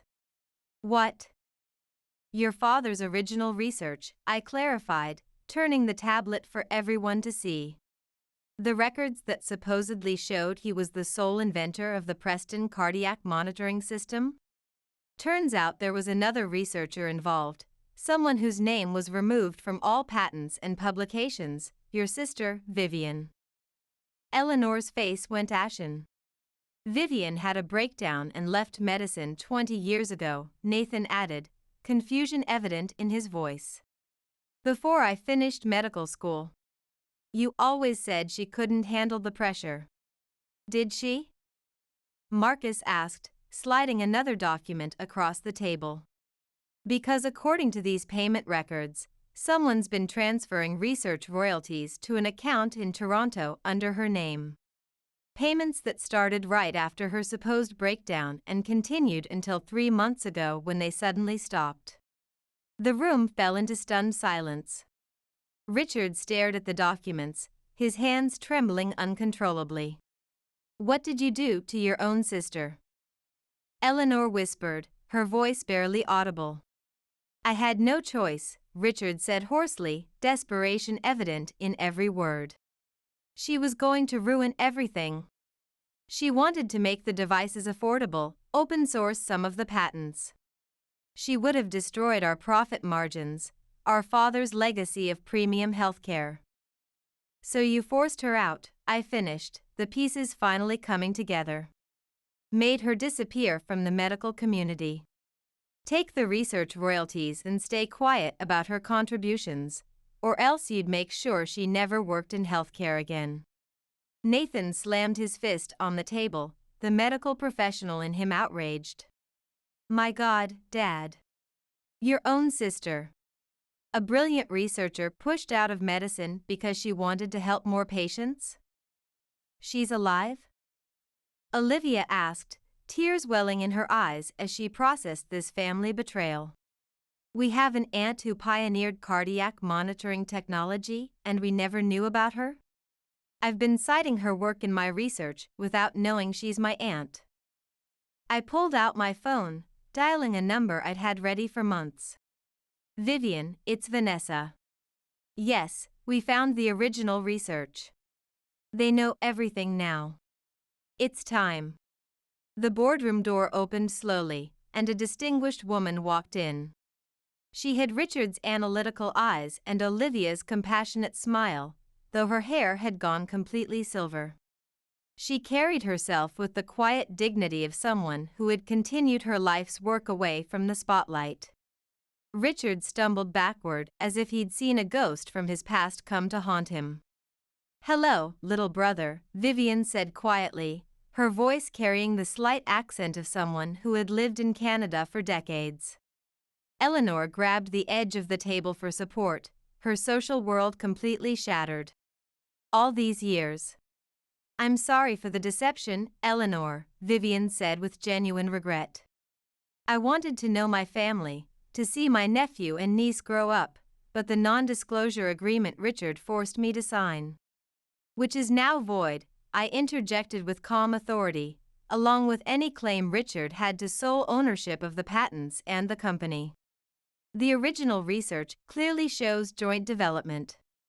"You knew about her?" Richard demanded, turning to me with dawning horror. "How long have you known my sister was alive?" 3 months, I replied evenly. When the payments suddenly stopped, Vivian reached out to Artemis Healthcare Group for help with patient safety concerns. Imagine her surprise when she learned who I was, the nurse who married into the family that stole her research. "This whole time," Nathan said, looking between his aunt and me with new understanding, "while you were acquiring medical patents and company debt, I was also helping your aunt prepare to reclaim her rightful place in medical research," I finished for him. "Her patient monitoring breakthroughs are revolutionary. The medical board and FDA have already approved her appointment as head of research and development," Marcus added, his satisfaction evident. Richard lunged forward desperately. "You can't just walk back in here after 20 years. "Sit down, Richard," Vivian commanded with unexpected authority, and surprisingly, he complied, the family dynamics shifting before our eyes. "You took 20 years of my medical research career from me, Richard. 20 years away from my family, my home, my rightful recognition. The only reason I'm not pursuing criminal charges for research fraud is because of her." She nodded toward me with respect. "Why would you protect him?" Eleanor asked me, her voice barely a whisper. "Because sometimes healing and moving forward is better than vengeance," I answered honestly. "Because patients need these medical devices to work correctly, and because this company needs both innovative strength and ethical compassion to survive in modern healthcare." Olivia moved to stand beside her aunt, studying her face with wonder. "You have all those medical textbooks I could never find? The ones with the original cardiac monitoring research notes?" Vivian smiled, touchingly gentle as she reached out to her niece. "I took them when I left, to remember the medical breakthroughs we made together, your father and I, before profit became more important than patients. The family and research legacy you can have again," I said firmly, "if everyone is willing to move forward with transparency and ethical practices." Richard slumped in his chair, utterly defeated. "What happens now? Prison?" "Now," Vivian said with remarkable grace, "we rebuild together, focusing on patient outcomes rather than luxury pricing." But first, she turned to Eleanor, her expression kind but firm. "I believe you owe your daughter-in-law an apology. A real one, for dismissing her nursing expertise and healthcare knowledge." Eleanor stood slowly, her perfect society posture finally crumbling under the weight of truth. "Vanessa, take your time," I said with professional patience. "We have plenty of it now." "I was wrong," she managed, genuine emotion breaking through years of practiced poise. "About everything. You weren't trying to steal from this family or marry for money, you were trying to save it from us, from what we'd become. From our disregard for patient safety." Nathan took my hand, squeezing it gently, his medical training and my nursing experience finally aligned in purpose. "The new medical board meets tomorrow," I announced, bringing structure to the emotional moment. "Vivian and I will lead the transition team. Richard, you'll provide a full accounting of all diverted research funds and safety reports. Eleanor, you'll help Olivia launch her affordable monitoring device research properly this time, with full funding. And me? Nathan asked, uncertainty and hope mingling in his voice. I smiled at my husband. You, my love, get to watch your wife and aunt transform your family's healthcare company into something truly worthy of its original mission, improving patient care for everyone, not just the wealthy. Vivian picked up her father's original research journal, running her fingers over the initial cardiac monitoring sketches. He would have liked you, Vanessa. You have his dedication to patient care above all else. Speaking of public reactions, Olivia said, suddenly concerned, wait until the medical journals get hold of this research fraud story. They won't, I replied with quiet confidence. Some things are better addressed privately, for the sake of the patients who depend on these devices. Now, shall we get to work on implementing those safety improvements? 3 weeks into the transition, I arrived at my office before dawn to find Richard waiting for me. The security logs showed he'd arrived at 4:05 a.m., clearly avoiding standard security protocols. Working early? I asked coolly, setting down my coffee on the desk between us. We need to talk, he said, sliding a folder across to me. Privately. Without my sister or the others. I opened the folder and immediately recognized what I was seeing, more hidden research, more suppressed safety data. But these were different and potentially devastating. These showed experimental devices with serious complications that had been quietly withdrawn and covered up. How many patients? I asked, my nursing instincts immediately concerned with the human cost. Enough adverse events to sink everything if fully disclosed, he replied with calculating desperation. Even your merger won't save the company's reputation if this becomes public. I studied his face, noting the familiar manipulative calculation in his eyes. What exactly do you want, Richard? A deal, off the books, he leaned forward intently. I'll destroy these records permanently. No one needs to know about these early failures. In exchange, I keep my position on the board and full voting rights. Blackmailing your way back to power using patient safety information? I closed the folder with a controlled snap. Even for you, that's a new low. I'm trying to protect this family's medical legacy, he insisted, desperation evident. No, I said, standing firmly. You're trying to protect yourself. Again. At the expense of proper medical disclosure and patient safety protocols. The door opened, and Vivian walked in, followed by Nathan and Olivia. Right on schedule, I said calmly, handing Vivian the folder containing the damning safety reports. Richard's face went pale with shock. You knew they were coming? I knew you'd try something like this, I replied evenly. The question was when, not if. A healthcare administrator who falsifies data once rarely stops there. We've been monitoring your database access for days, Nathan said, his voice hard with disappointment. Every search, every downloaded file, every desperate attempt to hide what's left of your cover-ups. Olivia stepped forward, research folder in hand. Did you really think you could outmaneuver a nurse who built a healthcare empire right under your nose? After everything we've learned about her capabilities? You don't understand, Richard protested frantically. These adverse event reports, if they become public knowledge. They already have been properly reported, Vivian interrupted, turning on the large monitor mounted on the wall. It displayed the FDA's public notice database with a new entry, voluntary disclosure of historical adverse events by Preston Medical Devices under new management, comprehensive patient safety plan implemented. You didn't. Richard whispered in horror. I didn't need to, I confirmed, watching him carefully. You did this to yourself. Every desperate move you made in the past 3 weeks to hide patient data, we were waiting, documenting, and properly reporting through appropriate channels. The FDA and Medical Oversight Board have everything, Vivian added with the authority of decades in medical research. Every adverse event, every design modification, every patient impact, all properly contextualized with our new safety protocols.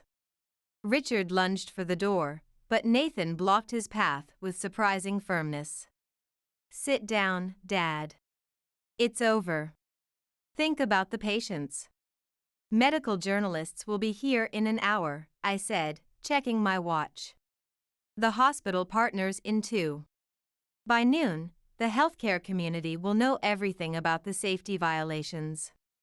You'll destroy the company's reputation, Richard said, his voice cracking. Everything I built in medical technology. Everything you stole, Olivia corrected with newfound strength, from Aunt Vivian, from the patients who deserved better devices, from all of US who believed in the company's mission. But the company's reputation won't be destroyed, I assured him, my nursing training evident in my calm under pressure. Because while you were plotting this desperate attempt to regain control, we were implementing comprehensive solutions. I pulled up the presentation on my laptop. Every major hospital partner has been briefed. Every medical board has been assured the merger is proceeding with full transparency, including proper disclosure and correction of past safety issues. Our stock value will collapse, he protested, still thinking only of finances. Temporarily, Vivian agreed with the wisdom of decades in medical research, and then it will recover, stronger than ever. Because for the first time in decades, this healthcare company will be run with patient safety as its primary mission. A knock at the door. Eleanor entered, her usual perfect appearance replaced by a look of grim determination. The Ethics Committee representatives are here, she announced, and I've signed the whistleblower statement. Richard's head snapped up in disbelief. What statement? Full disclosure of what I knew about the safety compromises, Eleanor said quietly. I won't be complicit in patient endangerment anymore, Richard. Not for social standing, not for anything. Mom. Nathan breathed, seeing his mother in a new light. I've spent 30 years pretending not to see the ethical corners being cut, Eleanor continued, her voice gathering strength, telling myself it was for the family name, for our position in society. But the real legacy of the Preston name is standing right here. She gestured to me with newfound respect. The nurse we tried to keep out of our family is the one who saved it from moral bankruptcy. Hospital security is waiting downstairs, I said to Richard, my voice professional but firm. They'll escort you out quietly if you go now. Make a scene, and they'll do it in front of the arriving medical press. Richard stood slowly, his healthcare empire crumbling before his eyes. You think you've won the company? This was never about winning, I replied with the conviction of someone who had witnessed too many preventable medical outcomes. It was about doing what's right for patients, something you forgot a long time ago. I'll fight this through my medical connections, he threatened, but his voice lacked conviction. No, Vivian said with certainty. You won't. Because if you do, the next documents I release will be about Abigail. Richard went completely still. You know about Abigail? Your other secret, Vivian's voice was clinical in its precision. Your other family in Boston. With the daughter who needed the specialized cardiac care you provided while denying the same innovations to others. Yes, we know everything, Marcus confirmed. So take the quiet exit, Richard, while that option is still available. As hospital security led him away, I turned to the others, ready to face the medical community. Nathan took my hand with new understanding. Together, he said, the way it always should have been. With all of us, Olivia added, clutching her research to her chest. Eleanor straightened her shoulders. years of social pretense falling away to reveal something more authentic. Show us how it's done, Vanessa. Show us how to build something that actually helps people. I looked at my family, not the one I married into, but the one we were becoming through shared purpose. Let's go change healthcare for the better. The elevator dinged, and we could hear the first medical journalists arriving in the lobby below. It was time to step into the light of transparency. The press conference was a focused affair, with healthcare reporters and medical device specialists filling the room. Camera flashes captured our solemn expressions as we took our seats at the conference table, microphones arranged before us to carry our message. Ladies and gentlemen of the medical press, I began with professional composure. Thank you for coming. Today marks a new chapter in healthcare innovation and patient safety at Preston Medical. A medical reporter's hand shot up immediately. Is it true Dr. Richard Preston has been removed from the board over safety violations? My father, Nathan, answered with the gravitas of a physician, is cooperating with regulatory authorities. The patient safety issues are being addressed comprehensively, and will let the Medical Ethics Board handle that aspect. Dr. Vivian Preston, another healthcare journalist, called out, "How does it feel to return to medical research after 20 years of forced absence?" Vivian smiled, the cameras capturing her professional dignity. Like returning to my life's purpose, but more importantly, like being part of something that will truly advance patient care without compromising safety. Mrs. Preston, several voices called out, recognizing me now by my married name. I nodded to a medical reporter in the front row. Your journey from dismissed nurse to healthcare company savior is remarkable. Was this about proving yourself? No, I said firmly. This was about restoration of proper medical ethics, of patient-centered care, and of a healthcare company's true purpose. Eleanor stepped forward to the microphone, surprising us all with her composure. If I may, she said, her voice clear and strong, I owe an apology to the medical community, to the patients, but especially to my daughter-in-law. The room fell silent as journalists sensed a powerful moment unfolding. 10 years ago, I forced this brilliant healthcare professional to sign a prenuptial agreement because I thought her nursing background made her beneath our family's medical legacy. Today, she sits here having saved not just our company but countless patients who depend on our devices. Cameras clicked frantically as Eleanor turned to face me directly. Vanessa, I was wrong, catastrophically, unforgivably wrong. And I'm not just apologizing to you but to every nurse I've ever looked down on, every healthcare worker I've dismissed as less important than doctors, every patient whose care I've compromised through my arrogance and social climbing. Olivia reached over and squeezed my hand under the table, her researcher's eyes bright with emotion. A healthcare business reporter stood up. Medical device stocks across the sector have dropped 12% since your disclosure.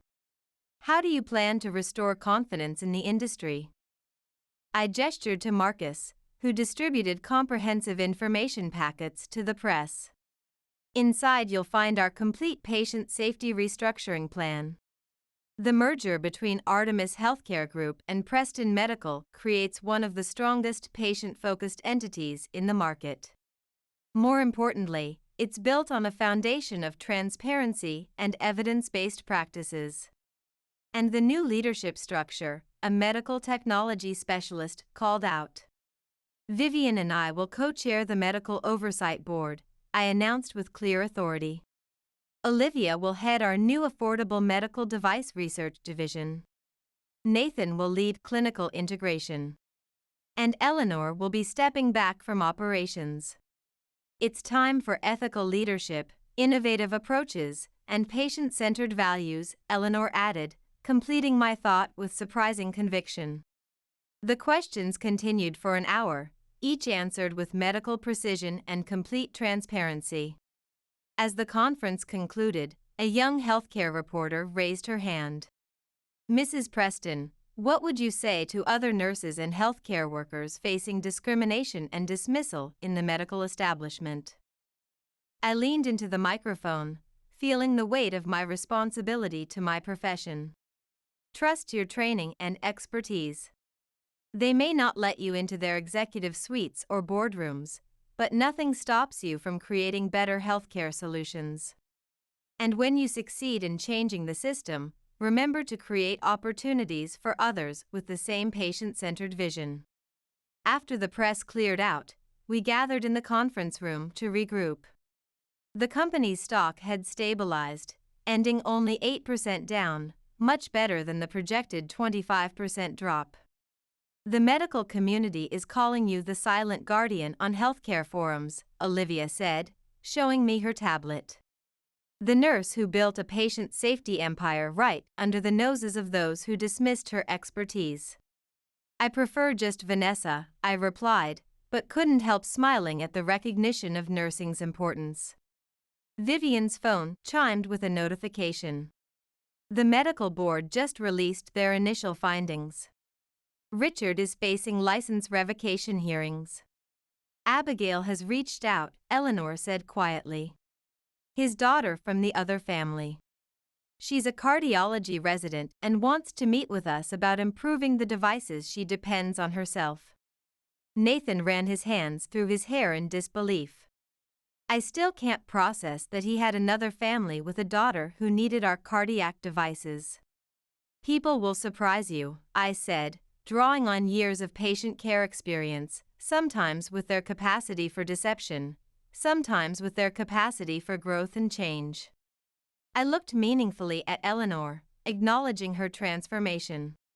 Speaking of positive changes, Olivia interjected with enthusiasm, wait until you see the designs for the new affordable cardiac monitoring system. Aunt Vivian's been helping me refine the patient interface. First, I said, standing up with purpose, we need to address the employees. They deserve to hear directly from us about our commitment to them and to patient safety.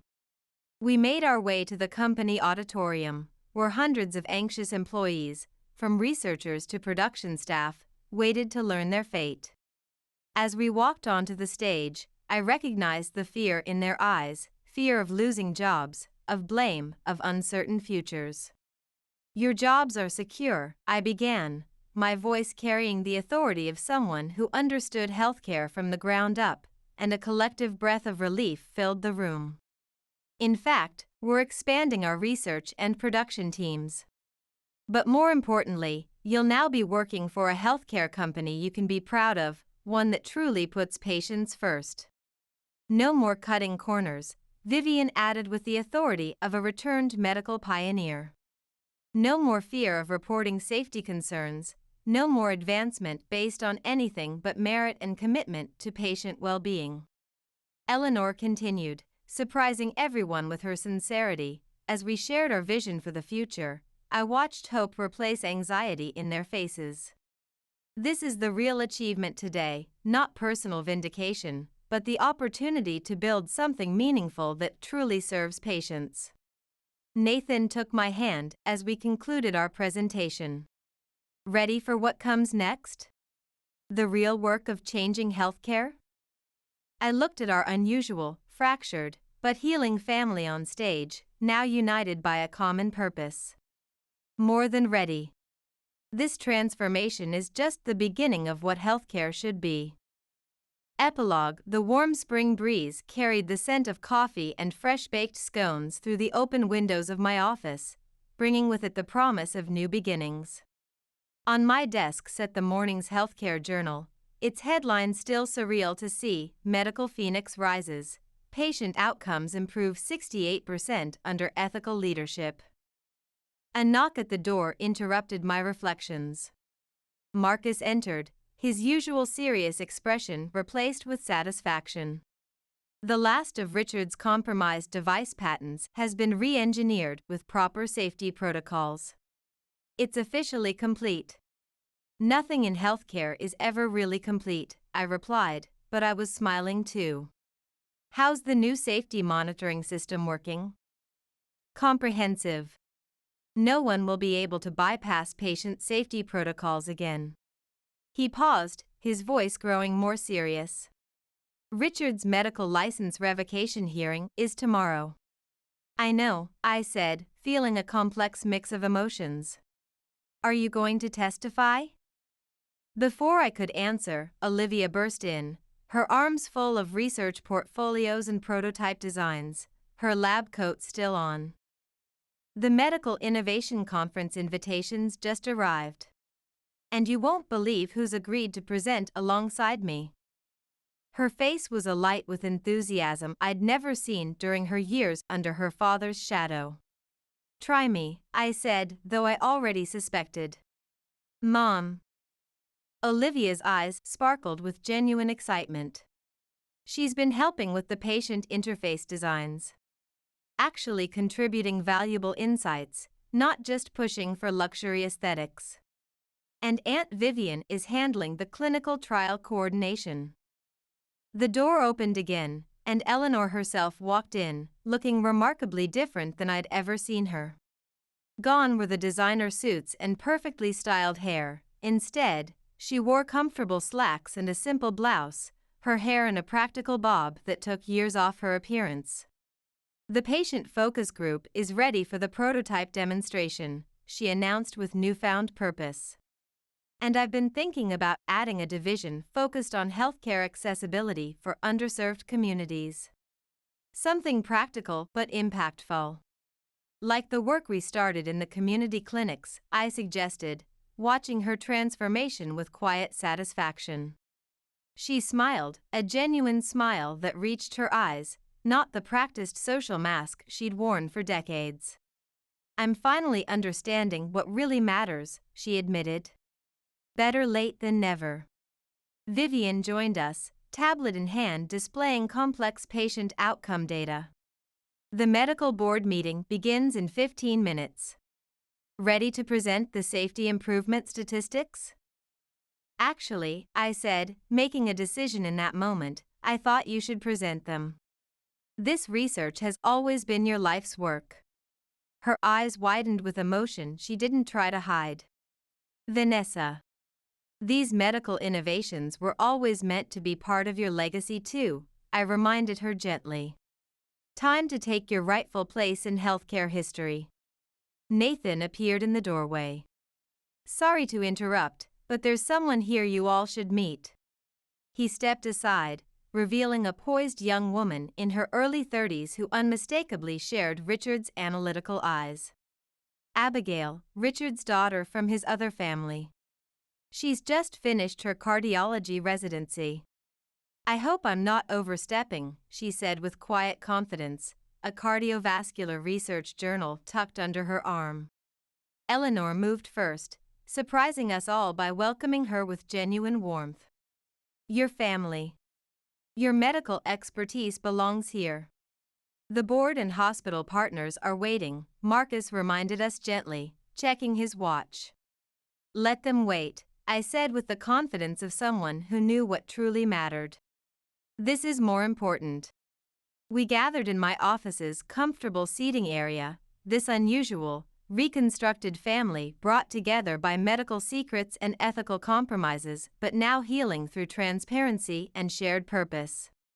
I never thought I'd be grateful for that humiliating prenup, I admitted, thinking of how far we'd come, but without it, none of this transformation would have happened. To think, Olivia mused, glancing at her mother, if Mom and Dad hadn't been so dismissive of your nursing expertise, we'd all still be perpetuating a broken healthcare system. Eleanor nodded, completing the thought with newfound wisdom. Sometimes our worst mistakes lead to the most necessary changes. My phone buzzed with a notification, a message from the Medical Ethics Committee where Richard was being held accountable. He was requesting to see me before tomorrow's final hearing, to discuss patient safety concerns he claimed only I would understand. You should go, Nathan said, reading my expression with the understanding that had deepened between us. Close this chapter properly, for everyone's sake. The Ethics Committee meeting room was sterile and institutional. Richard sat at the conference table, His usual commanding presence diminished, the prestigious medical school lapel pin noticeably absent from his collar. "You succeeded," he said as I sat down across from him, no pretense left between us. "This wasn't about success or failure, Richard. It was about patient safety. But some good has come from it all. Abigail, you know we've met her? She found you. She's brilliant, passionate about cardiology, wants to improve the very devices she depends on." He slumped slightly. "I destroyed my medical legacy." "No," I corrected with the compassion my nursing training had instilled in me. "You compromised your principles, and the system broke. But we've rebuilt something better, safer for patients from what remained." "Why did you agree to meet me today?" he asked, genuine confusion in his voice. "To tell you that your family is finding a new path forward. Different, but healing. Eleanor is rediscovering her purpose beyond social climbing. Vivian is revolutionizing patient monitoring systems. Nathan is becoming the ethical physician leader he was meant to be. And Abigail, she's bringing fresh insights to our research team. And you? Still enjoying proving how wrong we were about nurses?" This stopped being about professional vindication a long time ago. It's about patient care now. The right kind. I stood to leave, then paused, remembering the core of why I became a nurse.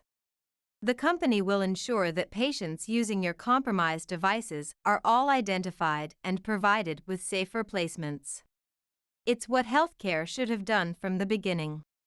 Back at the office, I found everyone gathered in the conference room, preparing for the board presentation. The quarterly patient outcome statistics were displayed on the screen: reduced complications, improved recovery rates, unprecedented affordability without compromising quality. "To ethical healthcare," Vivian proposed, raising her coffee mug in a toast. "To healing," Eleanor added with genuine emotion, in all its forms. "To medical innovation," Olivia chimed in enthusiastically. "To compassionate care," Nathan said, taking my hand with new understanding of what my nursing perspective had always offered. I looked around at these people who had become so much more than reluctant in-laws. "To all of it," I said, feeling profound gratitude. The difficult truths, the necessary changes, and the promise of what healthcare can truly be. Abigail raised her cup too, finding her place in this reconstructed family. To second chances and better medical science. Outside, the hospital complex hummed with the purposeful energy of healthcare professionals dedicated to patient well-being. Inside, we had built something extraordinary, a healthcare company forged not by profit motives or family legacy, but by genuine commitment to improving lives. "Ready for the medical board presentation?" Marcus asked, tablet in hand. I squeezed Nathan's hand and smiled with the quiet confidence of someone who had come full circle. "Ready for everything that comes next."